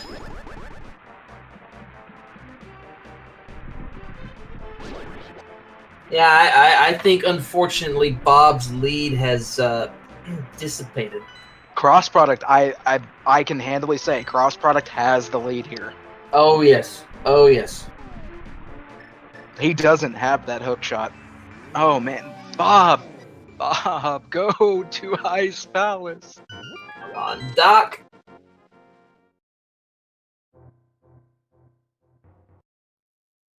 I completely agree, DH Tom. Cross product has a pretty solid lead, unless there's a good chance Numberplay could get Ganon's Tower Key right here. Oh, yes, it could. Where was the Tower of Hera small key? Was that Hookshot Cave? I believe so.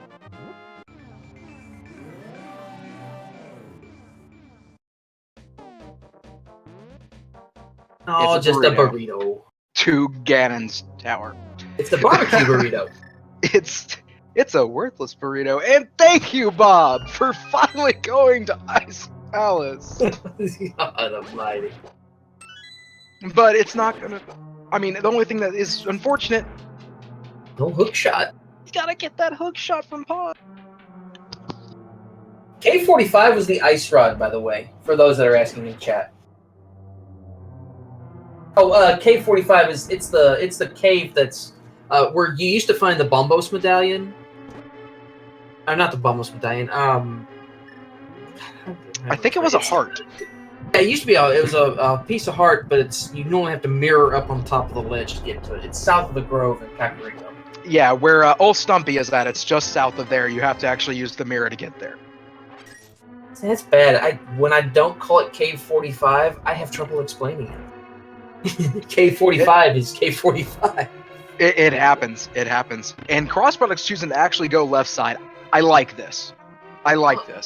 Here, you might as well make a full sweep. He also, keep in mind, doesn't know where Quake is at.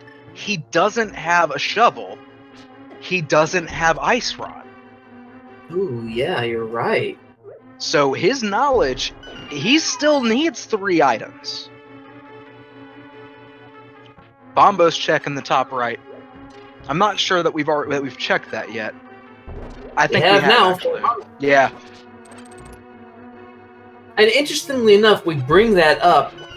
Dr. Bob still, if he will double back and get the hook shot and get the ice rod, it's a lot closer than you would think. Because Cross is still in the hunt for some items. It really is, and I have to point this out. Numberplay is in Ice Palace. He doesn't know that he needs the pedestal. But does he make the same blind pull that Cross Product did? He will be in the lead. Because he is technically, item-wise, go mode. He is the only one that is item-wise go mode. EpikRainjer just getting his Ice Rod. He is now an item-wise... Well, no, I lied. He needs Quake. He needs to drop and go. He's getting it now. He is about to reach his item-wise go mode. Well, so really, we're going to get down to it. Cross is 2 items away because I don't know. He needs Ice Rod, and well, he needs Quake, but he needs Shovel to get 2 Quake. You are correct. So he needs Ice Rod, which we know where that's at. Cave 45. Which is an easy, quick drop over to where the shovel spot is. But he needs to get Shovel, which was in Pod, if I'm not mistaken, wasn't it? Oh, was it in Pod? I just want to put everything in Pod. That's where it was at.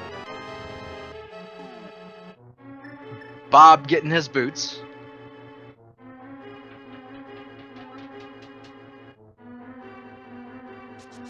Now, let's take stock for a minute.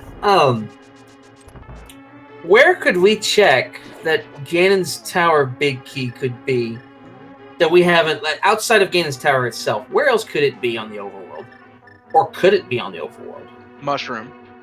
Ooh, you're right. You're absolutely right. Crossproduct did just get that mushroom. Apparently, he does have Shovel. Well, then I would still give Cross a fairly sizable advantage. Although, again, bear in mind, it's closer than it looks. It's very close. There's where everybody's at right now. Cross has a good lead, without a doubt, because he has that key. He has that key. So he's done the Swamp Palace look. The problem is Dr. Bob can't do Swamp Palace right now. Well, and you have to start to wonder, how long is Dr. Bob going to put off going back to Pod? I have a very bad feeling about this, to be honest with you, Jaxus, because he's cleared it. Yeah, you have to wonder if that just might have slipped his mind. What does... Oh, a little bit of love. That's about it. And we're still missing the Tower of Hera Big Key, I might add. Yep. So, Ganon's Tower Key in the overworld could be on Droldorm. It could be in those chests in the top of Hera. That means we are on the prowl for the Tower of Hera Big Key. And another point, it could be behind the Swamp Big Key, because we don't have the Swamp Big Key yet.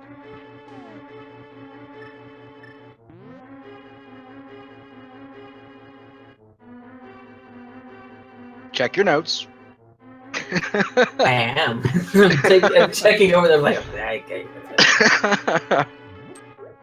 All this hype is affecting my scribe abilities. And you are correct, Smokey the Bandit.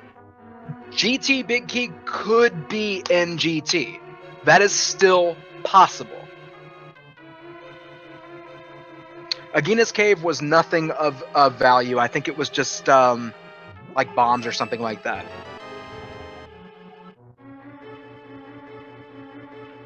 Cross with shovel in hand and mirror is going to go check both of these locations, and he's going to be very happy with what he finds. Yes, so Cross Product is going to reach go mode right now. Item go mode. I have to say that. Item go mode. Not... We still don't know where Tower of Hera Big Key is. We still don't know where Ganon's Tower Big Key is. Which, again, there's plenty of places that Ganon's Tower Big Key could be. We know a lot of them that they aren't. Plebeian that I am, can I just mention, we also don't know where the stinking lamp is yet. We still don't know where the lamp is. That is mind-boggling. Because I'm afraid of the dark. I don't know about you. I'm afraid of the dark. I gotta have my safety lantern. I have the hardest time with dark rooms. I'm not bad at them. I'm not great at them either. I get lost easily. So, Cross Product has reached official item go mode. Item go mode. We're still looking for keys. He hasn't reached Keysanity go mode. Numberplay is getting his third and final medallion. Does he go pull blindly the pedestal? I have to. I mean, he'd kind of be stupid not to. No offense, especially in Keysanity. Yeah, it's a spot that's just as likely to have something as any place else. And in this particular case, it's a very big one. He's going to Pod. Ooh. What? Okay. I'm okay. Okay. I mean, he's running. I'm just sitting here being an armchair quarterback. I mean, That is very true. But you know, he's gonna have to go there. He's gonna have to go there. We're Can getting I ask our... a, Go Can I ahead. ask a question real quick? Where did Cross find the red mail? Did his closet? I don't know. I don't know. He would have had to have found it in swamp. Yeah, the that only makes place. sense. That's the only place. I know he didn't find it in left because I was looking there. I was diverting my attention to other places. So really, the only place that we're seeing right now that we have not seen before, with Cross Products giving us the tour of Swamp Palace, we don't know what's in the big chest. Ranger's giving us the tour of Misery Mire. Now, this is new intel we will want to have, but just to point out, Dr. Bob doing a fine cold stare fight there. I mean, Dr. Bob just putting on a clinic for Master Sword Cold Stare. Absolutely. And, of course, using the fire rod is exactly the play you need. Did we see what that mushroom was? No, he still has the mushroom. He still has the mushroom, but I have a feeling we're going to find out pretty soon. What is it? He's going to do fake powder. Interesting. I like it. That's very clever. Hitting fake powder. Okay. And just to let chat know, fake powder can be done if you have the Cane of Samaria, the red cane, and you have the mushroom. You run out all mana, you run out all magic, and then you hit the Cane of Samaria, let it do that little dun-dun noise, and then as that noise first starts, you switch over to the mushroom, and it will fake powder. And Cross Product is going to give us a perfect example of that. Not to interrupt, but all rise for the pulling of the pedestal. From Dr. Bob, who gave us the first knowledge. God love you, sir.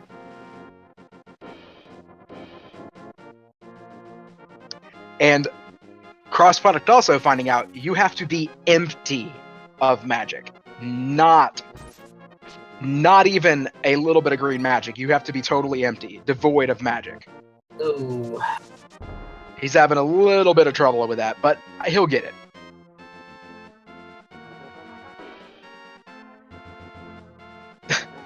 He keeps going to the book. He's trying to read the baddest story. There we go. Now he's got it. Good job, Cross Product. Good job. And we do have our first dot done from ACMLM with an official SRL time of 1:56:51. Congrats, ACMLM. Good job. Cross Product. How? I love you, Cross Product. That's amazing. ACMLM, if you're listening out there, good game to you, sir. Very well played.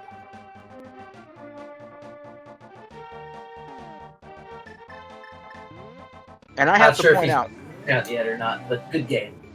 Yeah, absolutely. And I have to point out that that's a telling sign of this seed, by the way, when ACMLM finishes at 1:56:51.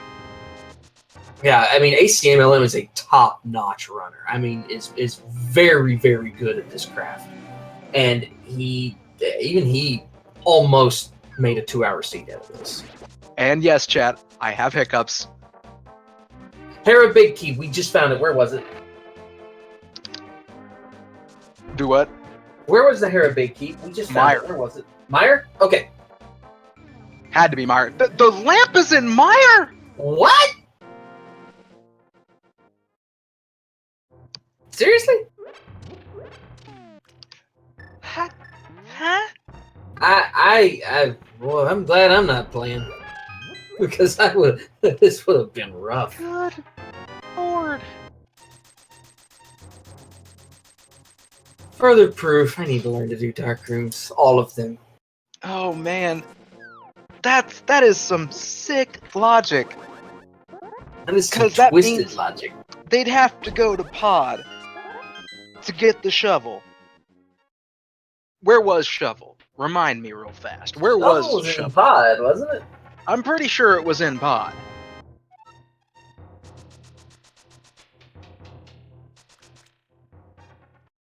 No, wait. Shovel was a Paradox Cave. Paradox Cave. So you had to get the flute to go up to Death Mountain, to get the shovel, to get Quake, to go in to Mire. Which you would have also have had to have either Hookshot from Pod or Boots from Ice Palace. Which would have required you to also have to have Flippers. Wait, what? Oh my lord! Wow! I literally wanted to speak through this just so chat can understand. Sometimes this game can be unforgiving. That's putting it nicely.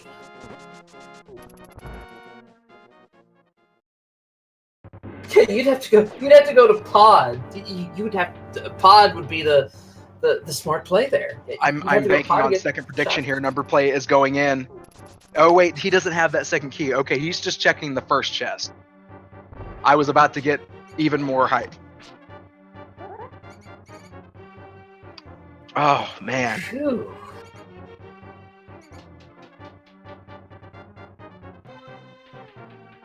Even more interesting though, EpikRainjer has not checked Pod yet, but not Pod, excuse me, Ped. He has not checked Pedestal yet. He knows Pedestal is the Swamp Key.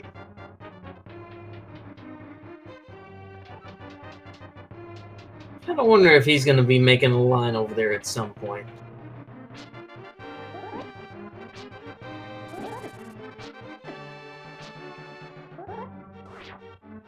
Dr. Bob making his way bravely through these dark rooms. God love him.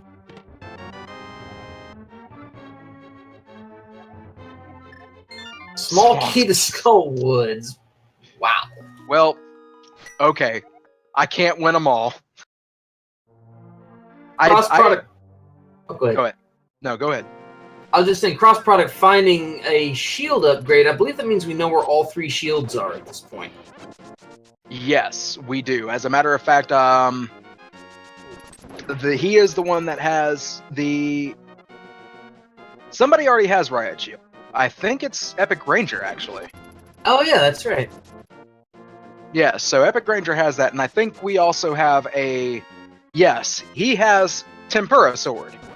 So, we know where all 4 swords are at and where all 3 of the actual shield upgrades are. I think he also got that sword upgrade inside of Mire, maybe? Didn't he go to Mire? I think he did.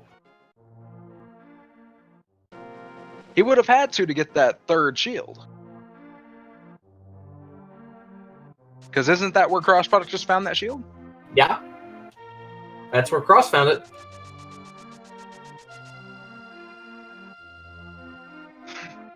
Oy. He's hurting my brain. Yes, Cyclone is... So, Shovel for Quake to get to Mire for Lantern. That also required Moon Pearl from Ice Rod Cave and Flute from Slump. Oh, that's a big one. Big... Well, wait, we already found it. Never mind. Fake hype. Okay. Fake hype. Just kidding. He's just expecting more hype, that's all. Ranger going up there, getting his ped. 3rd pedestal pull of the night.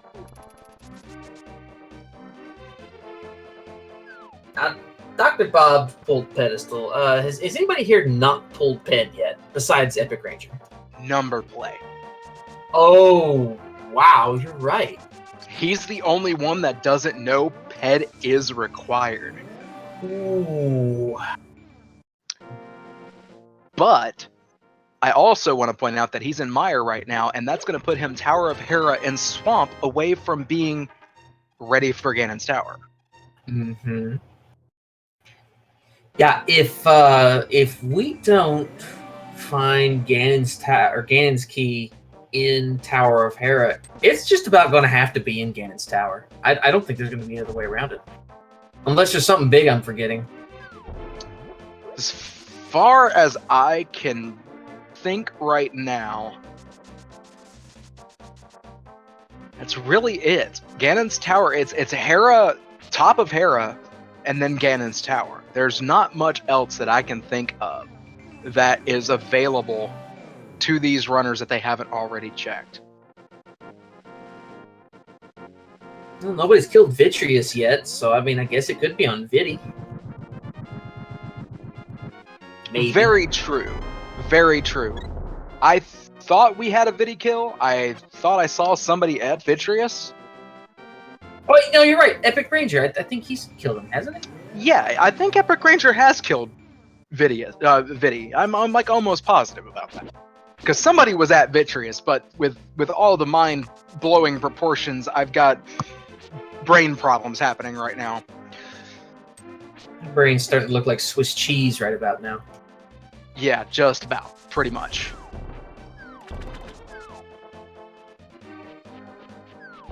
In other news, we have Hippos finishing second place with a time of 2:05:36. So the silver medal going to somebody with a 2:05 time. Again, just if you needed proof that this is a mean seed, there you go. Very, very telling right there that only one runner who is, again, ACMLM is no slouch. He is one of the top tier runners. He barely finished below 2 hours.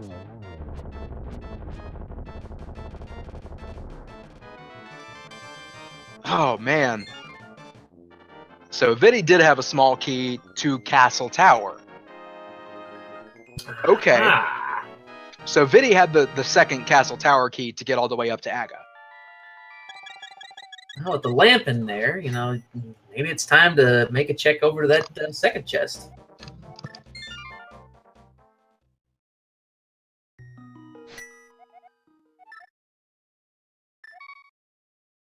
And Dr. Bob did pull and finally going into Swamp Palace. So crossproduct's going to be heading up to Hera. Oh yes, definitely at this point, crossproduct can smell it. He's getting that close. He might actually go Turtle Rock first. Bigger density, I can understand that. Well, and if you route it properly, I mean, then Tower of Hera is just a real quick jump. I mean, you set your portal right outside the entrance to Tower of Hera, you're right there at Ganon's Tower. Yeah, that's a better routing choice. Better routing choice by far. And yes, chat, Dr. Bob still hasn't found the hook shot. Yeah, I had a feeling about that with him going in and clearing out Helmasaur. I had a feeling that he would be heading to Swamp soon without the hook shot, thinking vanilla. But hold on. Are you ready, Jaxus? I am. Lay it on me. They get through Tower of Hera. No Ganon's Tower big key. They get into Ganon's Tower. They get the Swamp Palace big key. Oh, I like it! I like it, I like it, I like it, I like it. Oh, yes. Oh, it's evil, that's so evil, it's brilliant. That means they'd have to double dip Ganon's Tower. Yes, they would. They might even clear Tile Room and go all the way through. I like it. Oh my god, it's so evil, it's brilliant. Please don't listen to this VOD. If that happens, I'm gonna have to change my name. Ooh.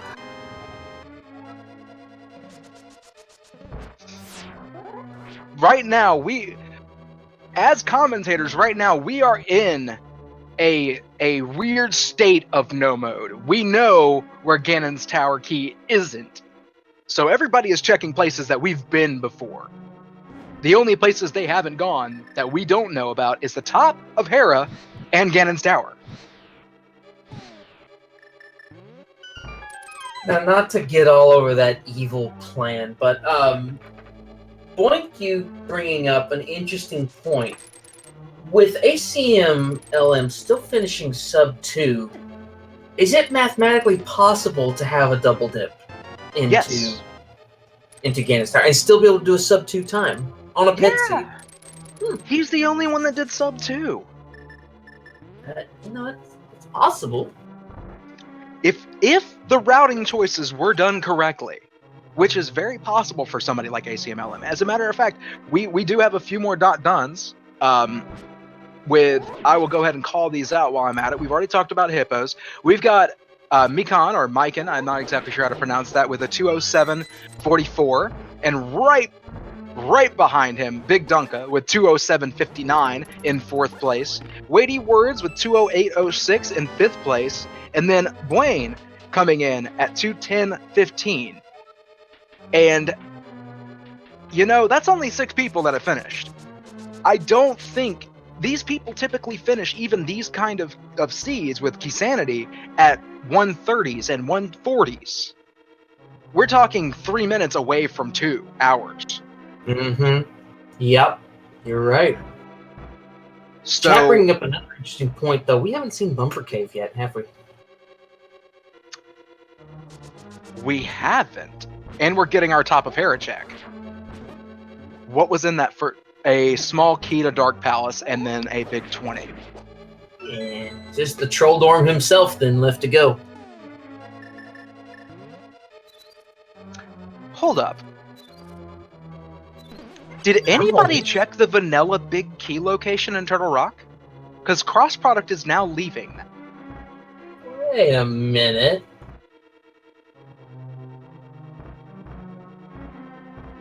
Have we? I don't think we have. Oh, that's interesting.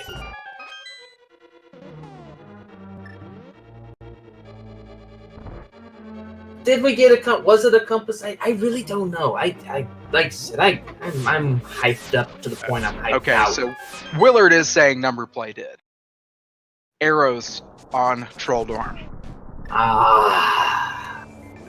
Numberplay still hasn't pulled the pedestal. What are you doing, man? He's Fat Fairy check. We haven't. We haven't checked Fat Fairy yet. How did we forget that? I don't know. This is we literally, and Numberplay is going to do that because Numberplay doesn't know about pedestal. Oh boy. This seed, man. This seed, God, that says it all. Do we see a performance for chat from Numberplay when he finally pulls the ped? I think we should. A little bit of Bombos, a little bit of Ether, a little bit of Quake. Trifecta.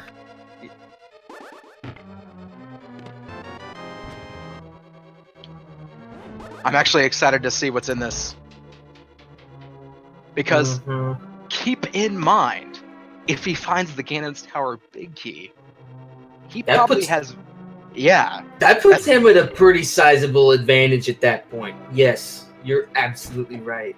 Because Cross is leaving Tower of Hera until last. Yes. Or Cross can't check that fairy until he beats Tower of Hera. Very true. And even then, after he does Tower of Hera, if I were him, I'd go straight into Ganon's Tower. Bombs. No! Well, so much for that theory. On just another note, David Felth 11, thank you so much, sir. We really appreciate your subscription. Thank you, sir. We appreciate your generosity. And we've got an 7th and an 8th place finish. Let me go back and see who was on 7th here. NC Nunn finished 7th with an official SRL time of 2:11:26. We have at 8th, we've got Mentos Man 8 finishing with an official SRL time of 2 hours, 12 minutes, and 54 seconds. Good game to you folks. And Jet082 finishing at 9th with 2 hours and 13 minutes and 4 seconds.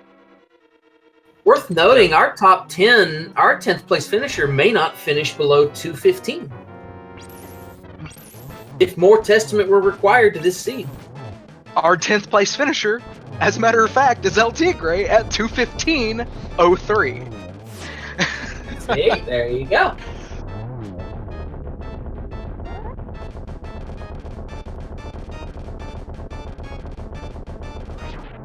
I'm running out of breath. This is, again, like I said, this is a treat for the fans right here, seeing a seed like this and a race like this just before AGDQ. Chat and the viewers are the real winners here.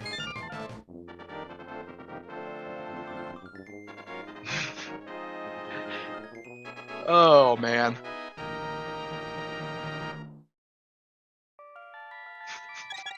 Boy, Willard's hate mail inbox is going to be crowded tonight.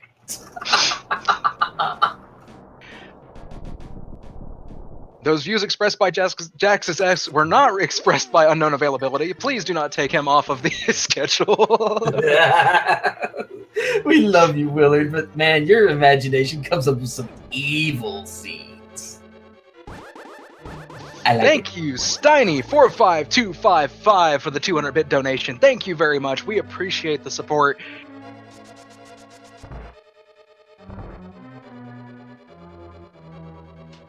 Oh, he checked the first chest and didn't get the key. He was thinking the 10% chance. Oh my.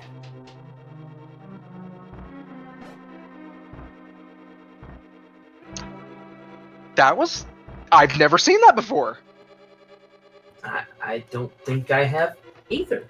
A mirror in Sanctuary to take you to the bottom? That's cool. That's brilliant. That's cool. Every time I watch somebody race this, I always learn something new, man. It's amazing. 25 years later, and we're still learning new stuff about this game. And confirming, crossproduct goes back and checks that chest. It was a compass. Just a plate of nachos. And 11th place, F. Coughlin. Good old Fred finishing 11th place with an official SRL time of 2:16.47. And then Chex Human coming in at 12th place with 2:17.21. GG there, folks. Wonderful job. Yes, very good job. I mean, finishing this seed just is an accomplishment in and of itself, I think. Complete agreeance. I am so happy I am on this side of it. It's so nice to be up in the commentator booth, just surveying the beauty and not having to partake. I think Numberplay is actually going to... Okay, where you going? Number! Hello!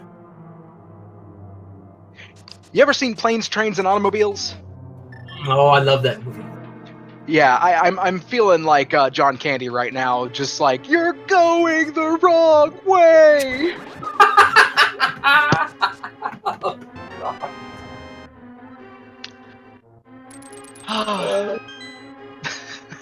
I love you, I know. That's great.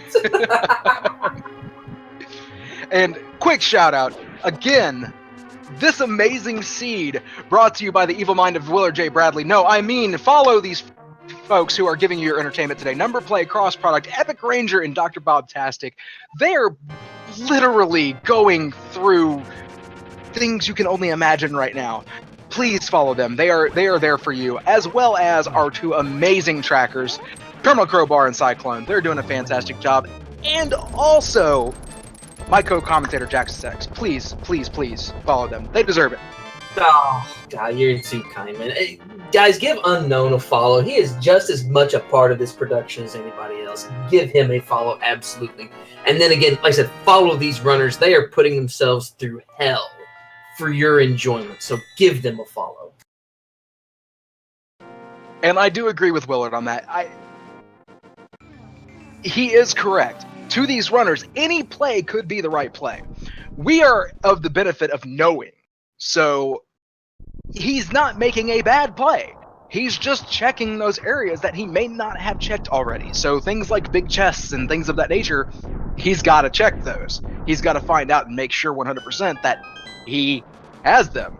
All right, So for the hell of it, we're going to play the Ganon's Tower Big Chest game. 1 through 22, get them in right now. We're going to find out. If you guess number 23, go right ahead, because 23 just means it ain't in GT. So get them in right now. Let's do this. 23 means it's in Swamp Big Chest.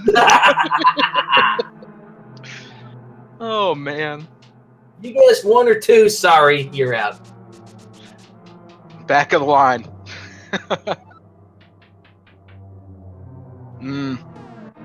It's getting 3. closer. How high does cross product jump when he sees a big key and it says Swamp Palace? Would it be horrible if he did it and dipped out and Ganon's Tower Big Key was not in Swamp Palace? Oh no. It'd be awful. Oh no. I didn't even think of that. Getting the swamp. It's Ganon's That's the Ganon's Tower Big Key! Number 5! Tower number 5.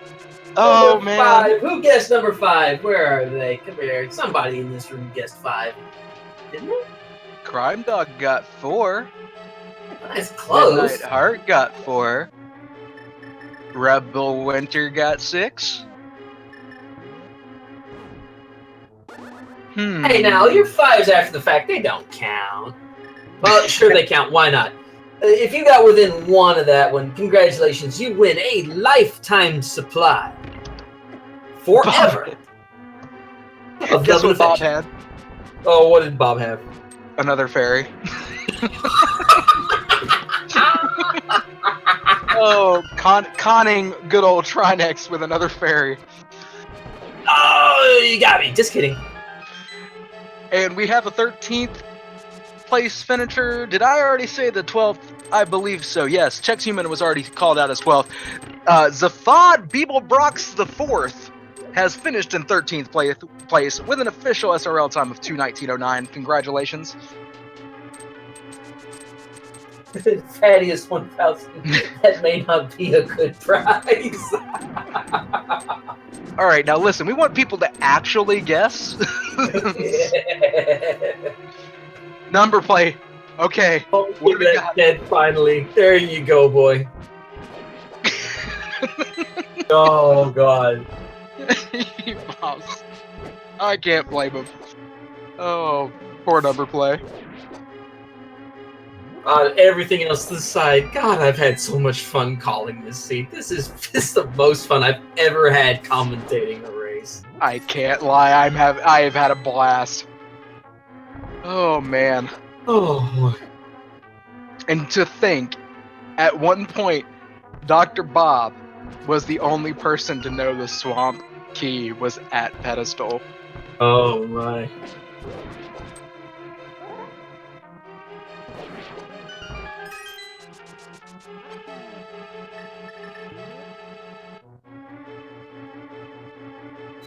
And cross product heading into land mode 2, getting that safety ferry right there. Cannot blame. Oh, I know what he's doing. What is he doing? He is manipulating the RNG of Landmo.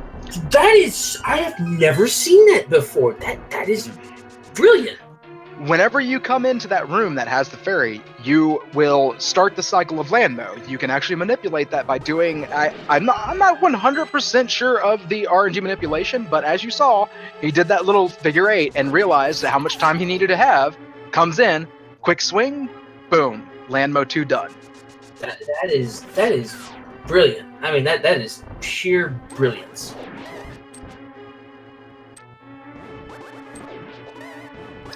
All right, got a few more call-outs here.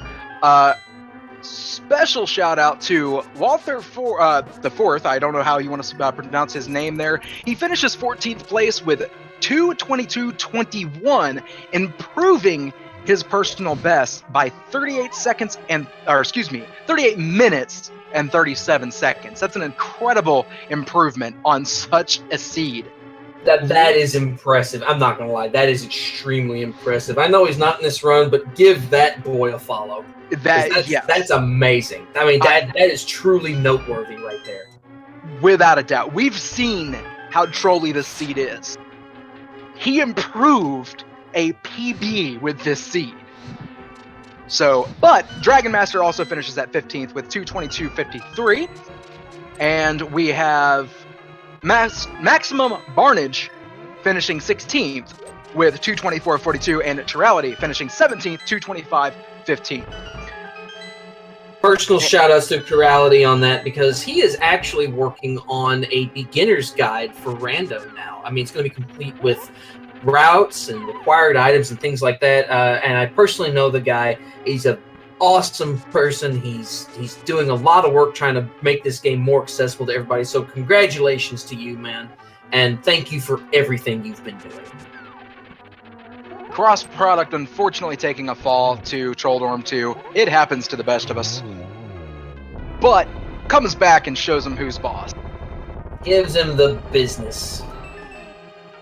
Is he gonna? I was about to say, is he gonna try to bomb jump across this gap? Because that would be impressive too. But no validation. That DQ. Nah. Only for AGDQ. That's all. That's the only DQ we care about is AGDQ. Silver Dairy Queen or something like that. And Bob is going through and checking all of his spots, making sure that he didn't leave anything untouched. Does he still not have the hook shot? Yeah, that's a hard play though. That's a hard play. I can see it. You know, you've cleared pod. You're not thinking, maybe I forgot a chest.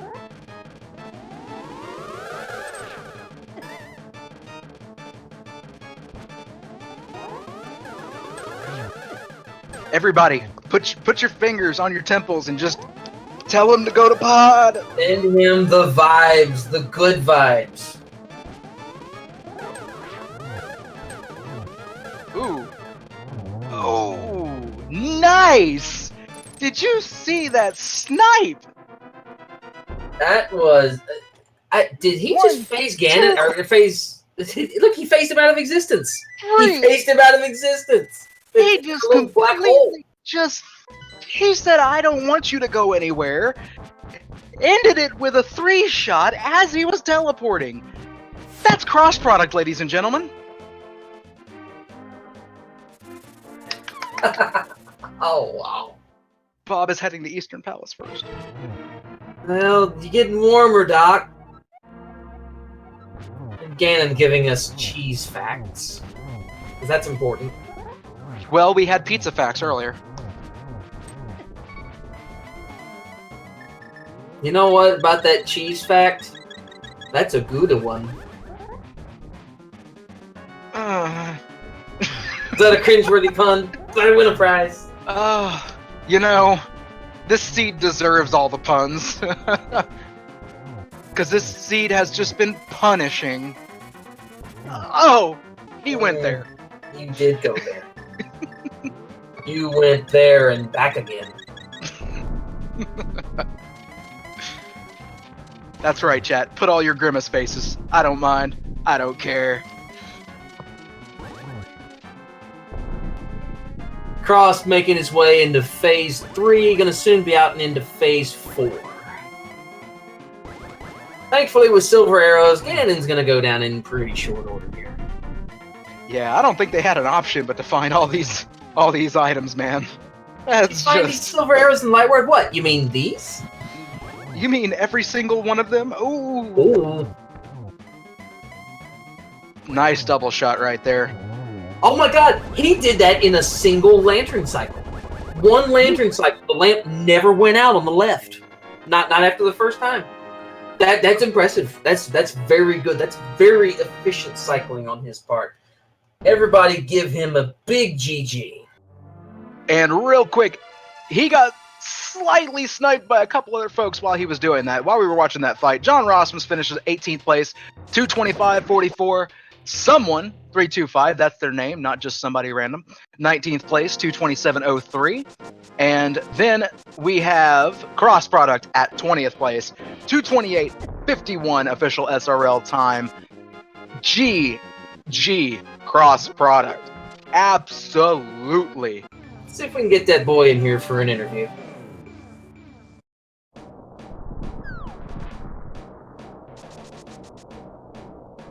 And of course, his message, see you at AGDQ 2018. We cannot wait, sir. God, tomorrow, it's that time of year again already. Can you believe it? I can't. I still haven't made it to one, so I'm really excited. I'm excited to see Rando finally there. I'm excited to see that. And real fast, we have two coming in right at the same time, tied at 21st. As a matter of fact, it says 21st and 22nd, but they had the literal same time. Ace0187 and Bakar Bowler both at 2:30:03. GG, folks. GG. Indeed. Good Lord. I mean, tied down to the second. And then Pendant coming in at 23rd with 2:30:20. Whew. All right, crossproduct's going to be joining us here shortly. And of course, first question. You know it. I'm going to let you ask it. Yes.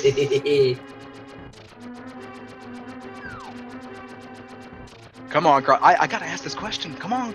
Let's go, CP. Let's go. Oh, tile room check from Numberplay. That's it. He has felt so trolled by this seed. He's like, no. He said no. Ooh. Ooh.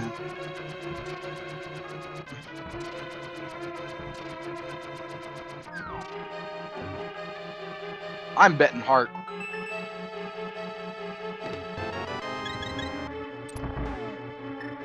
And you are a witch, aren't you? God, we have predicted this seed left and right. I swear. This has been just wow. Oh, man.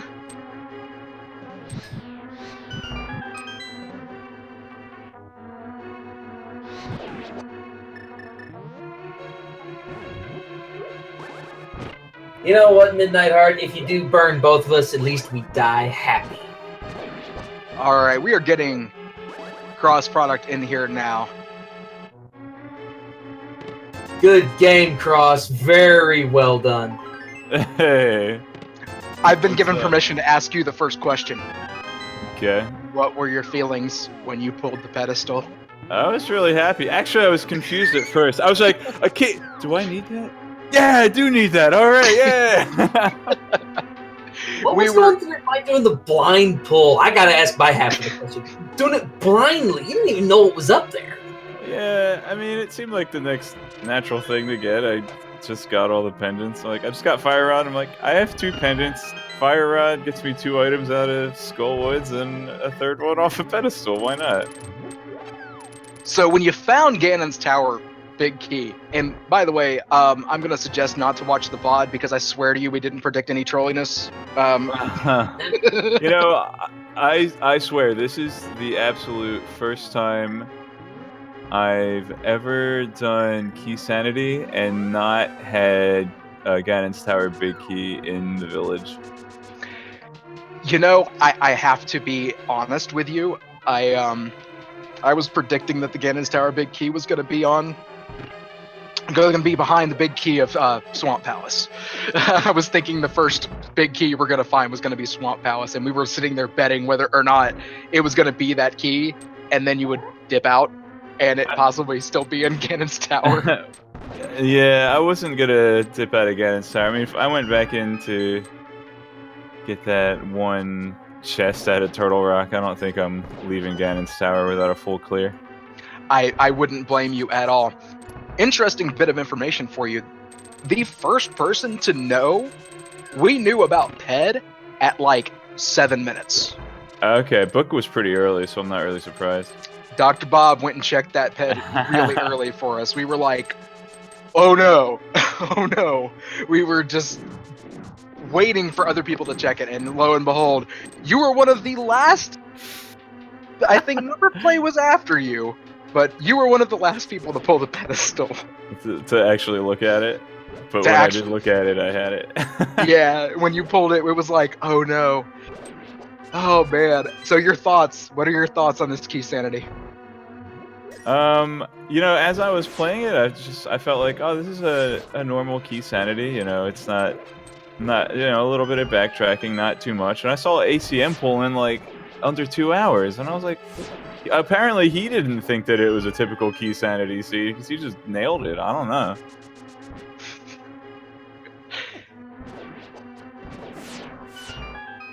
And I was just like, you know, I was tempted to just play for Ganon's Tower Big Key being in there, but then I was just like, it's Keysanity. It could be anywhere. My absolute biggest fear was that it would turn out being in Palace of Darkness, because I always feel like whenever I have a dungeon, when I'm like I have about half the keys and I have to pick which chests to open, I always pick the wrong ones. Definitely, I know that feeling, and I want to call out 3 things here. 1, your Landmalus 2 manipulation. Yeah. Wonderful. That was impressive. Like, walk in, walk out, you blink, Landmalus is dead. 2, your Shadow Aghanim kill. Yeah, I thought that was pretty. It's like Aghanim left a little dirty pile on the floor. I didn't really know. I've never seen that before. When I saw the 3rd one go in and I heard the death noise, I was like, he hit him. Yeah, I didn't even think I could do that. That was insane. I was like, that is cool. Okay.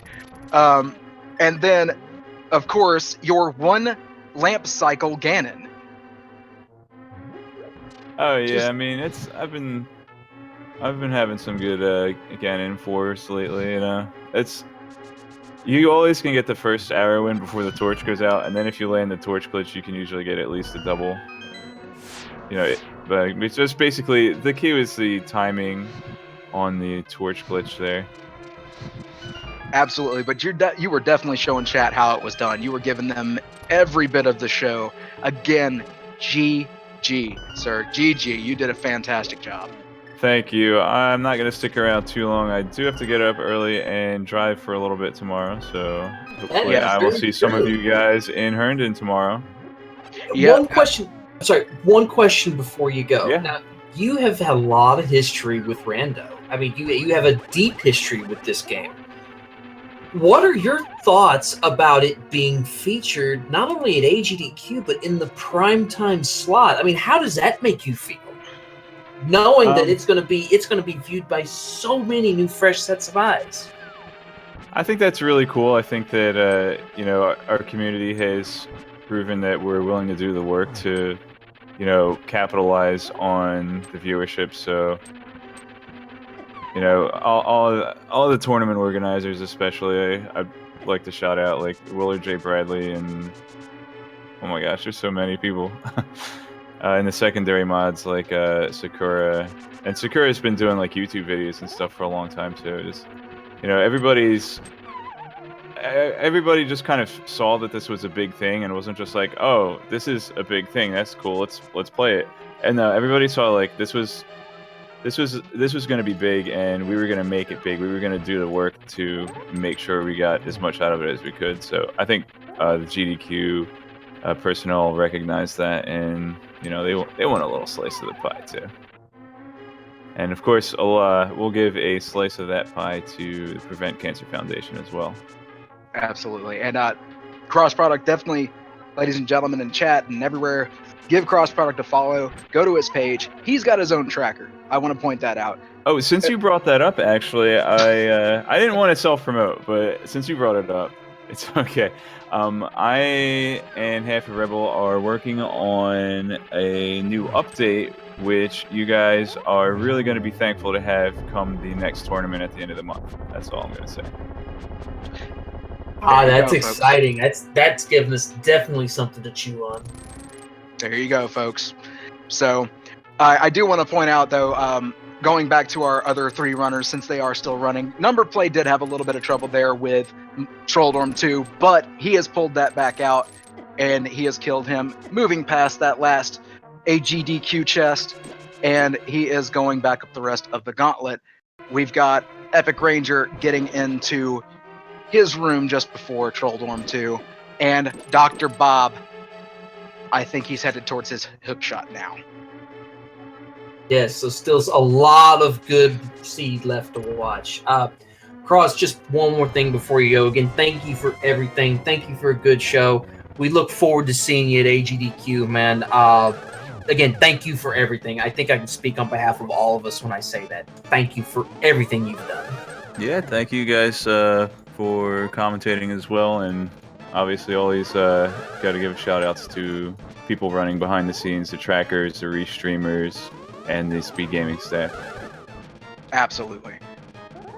And Numberplay gets his first setup. He actually gets a 3-shot on Agatu, and he's getting a little bit of trolliness from those locations.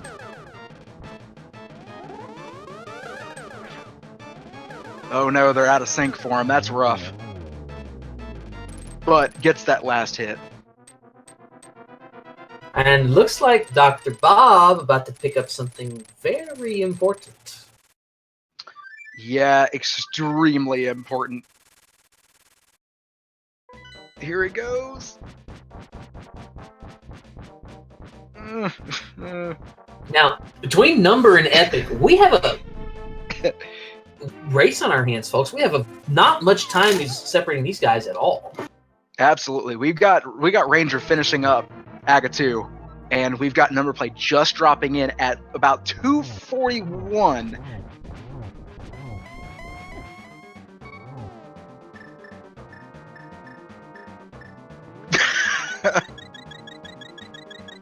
Okay, ladies and gentlemen, Dr. Bob, he's taking a honorable way out, is the way I'm going to put this. He has forfeited, and I'm going to leave that up to him. I'm going to ask him if he wants to come in real quick.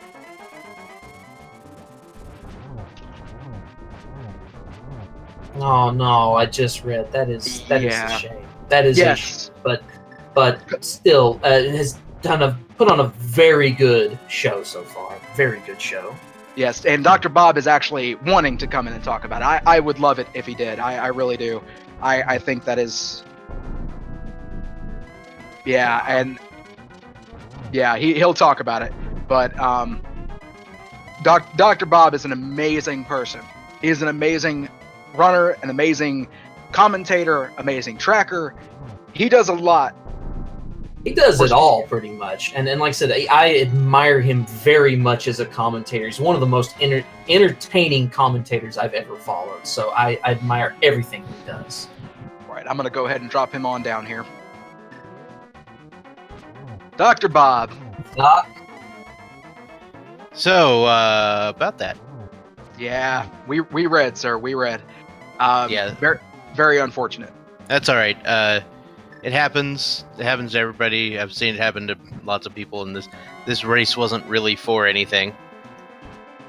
Absolutely true. But what I can't wait for, just to be honest, I cannot wait just to go back and watch the VOD of, like, what I'm going to call the saga of Dr. Bob's massive choke fest.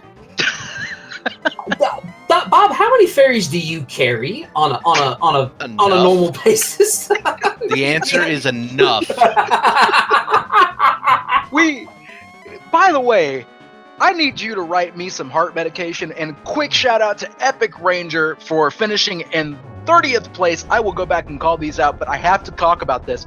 I need you to write me a script for the heart attacks you gave me in Spike Cave. Me too. Good Lord, Bob. I was like, I got this.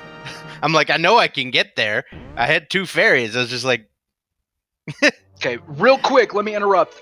Since we have both of our other runners, EpikRainjer and Numberplay, finishing literally back-to-back, we have EpikRainjer coming in at 30th at 243.33, and then Numberplay 243.32.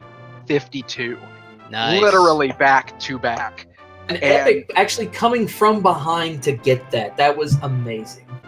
Yes, coming from behind to get that. Literally finishing just before Numberplay. Both of you, fantastic job. I know Numberplay just dropped in. I'm pretty sure Numberplay does have a mic. Yes, I do. Sure does. There he is. Indeed. What a seed indeed. Gotta go back to Dr. Bob real quick. You were the first one to check the pedestal for us. Yeah. What was going through your head when you checked that pedestal and you see the Swamp Palace small key? Yeah, I was like, well, I know what I have to do. Because you sit there and you logic it out in your head. You're like, okay, if Swamp were a pendant, then this could not be on the pedestal. Therefore, Swamp is a crystal. Therefore, this has to be pulled. What took you so long to go to Ice Palace? Well, the problem was the flippers were lamp locked. And I knew they were in the dark room. And I didn't have a lamp. And so I knew that the hookshot couldn't be in there.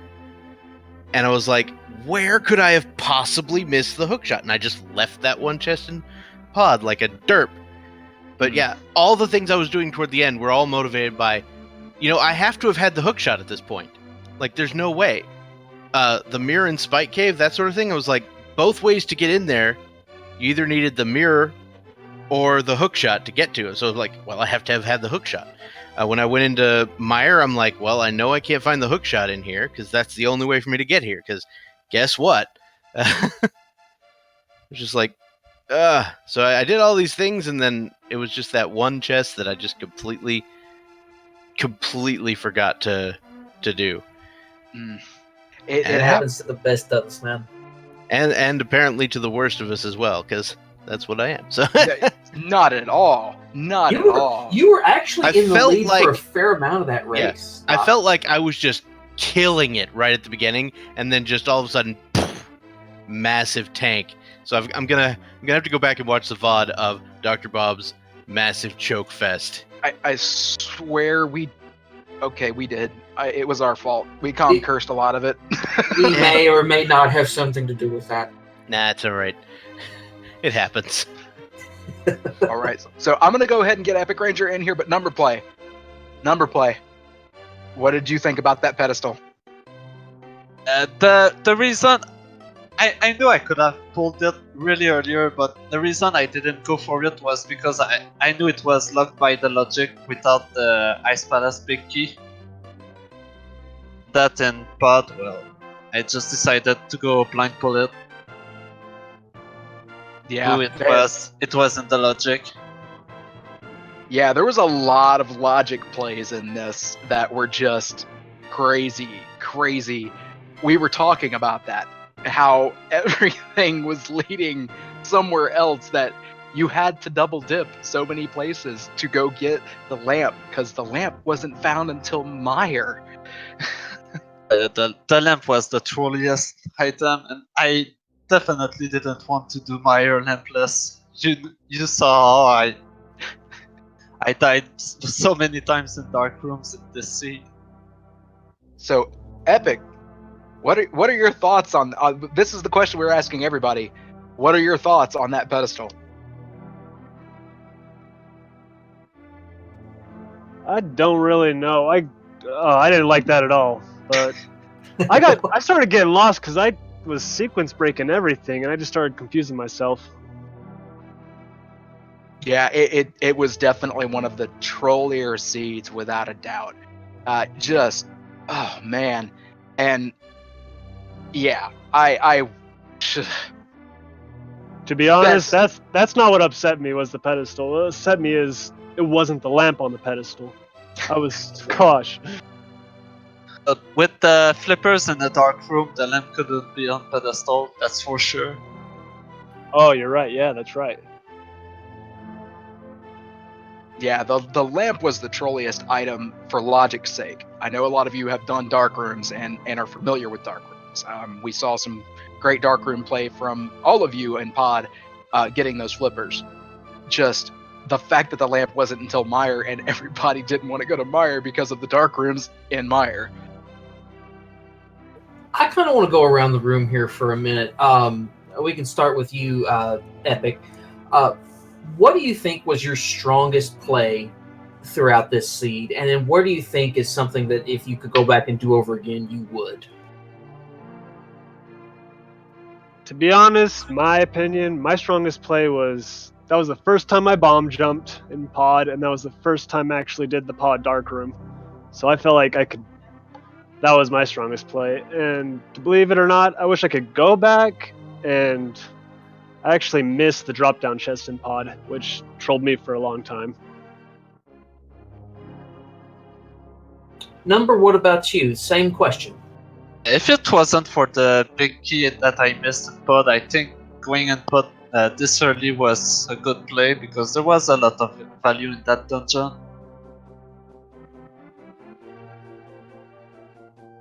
And then Doc, same question to you. What do you think was a lot of your strongest plays that you made throughout the seed? And if you could go back and do something over again, what would you go back and do over? Well, I would get the chest in the basement of pod. That's the first thing I would do. The second thing I would, so starting out, I really liked my opening. It felt real good. Because I got the book, and I was going through Kakariko from the south, so I was like, well, I can check the pedestal, and it turned out to be great. Let's see, what else? And then just the immediate dip into desert. I was just like, I have a book, I should go to desert. And there was the hammer, and it was really great. I was just like, everything seemed to be coming up Bob early on. I was like, this is great. Everything was great.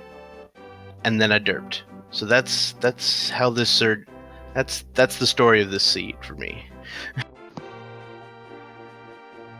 Well, but like you said, you'd still made some very strong plays early on. So I mean, again, a very, very solid performance out of you.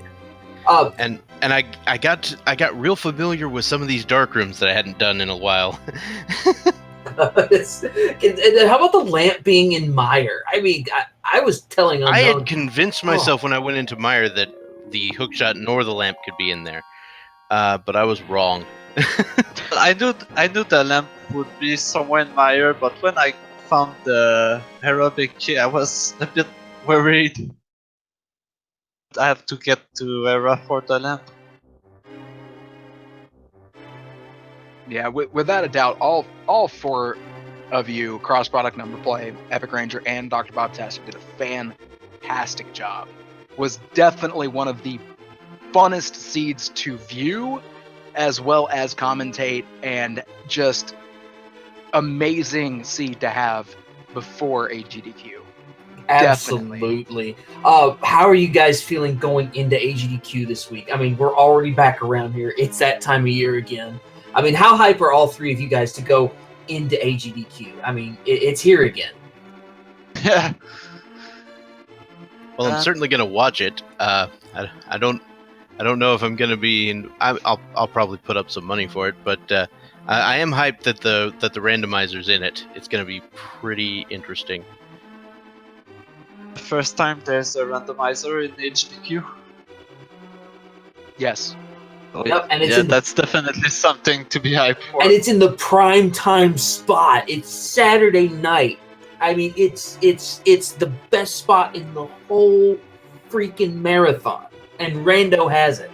So my question is, if we're doing, since they're not doing the Super Metroid race, are we going to have like a donation incentive for open the validation chest / don't open the validation chest? Ooh, I don't know.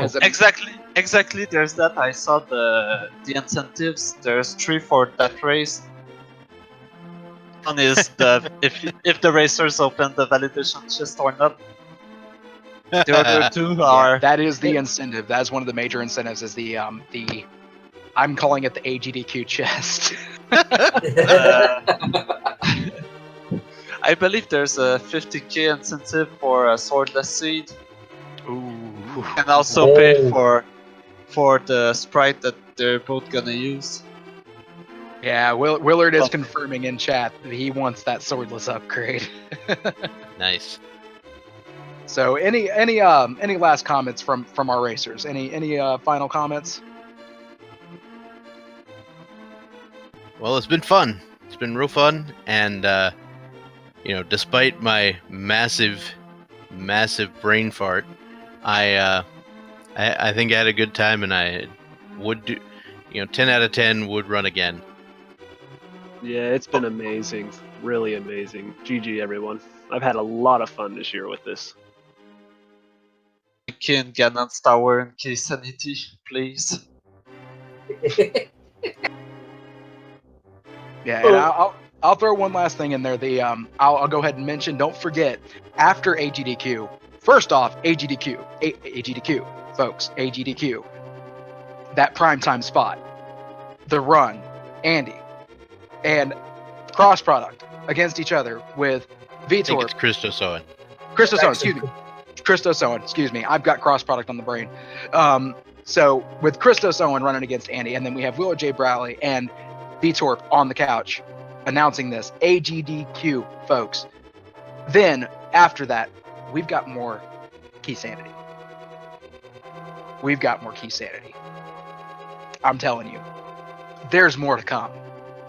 Bring your straight jackets and your Thorazine, folks, because we're going to have a lot of this after AGDQ. It's going to be Keysanity to the max. Because this was the tip of the iceberg. Yes. Because we only touched on the trolley stuff that could happen. We were just thinking as we went. Did you say AGDQ? Nope. What do you mean? AGDQ? AGDQ? AGDQ? So, one thing I could say is that after AGDQ, when the Keysanity tournament starts up, there will be a grand total so far, there will be a grand total of 405 races. Wow. I mean, just wow. That's a lot. So, go ahead and send us out there, Mr. Jackson's X. God, after that seed, let's go to the bar and get drunk. We're gonna need to. No, I'll give a real send-off this time. Thank you to everybody that has been watching. We're going to be on vacation for a week because AGDQ is going to be going. You better be watching because it's going to be a great time. If you catch nothing else, you better be tuned in on Saturday night when Rando gets featured in the primetime slot for AGDQ. This has been Jaxus commentating alongside my good friend Unknown Availability. Shoutouts to Cyclone down in the truck. Shoutouts to everybody else that has made this possible. Terminal Crowbar helping to track. Thank you to DoctorBobtastic, EpikRainjer, Numberplay, and crossproduct for allowing us to watch this trip through hell.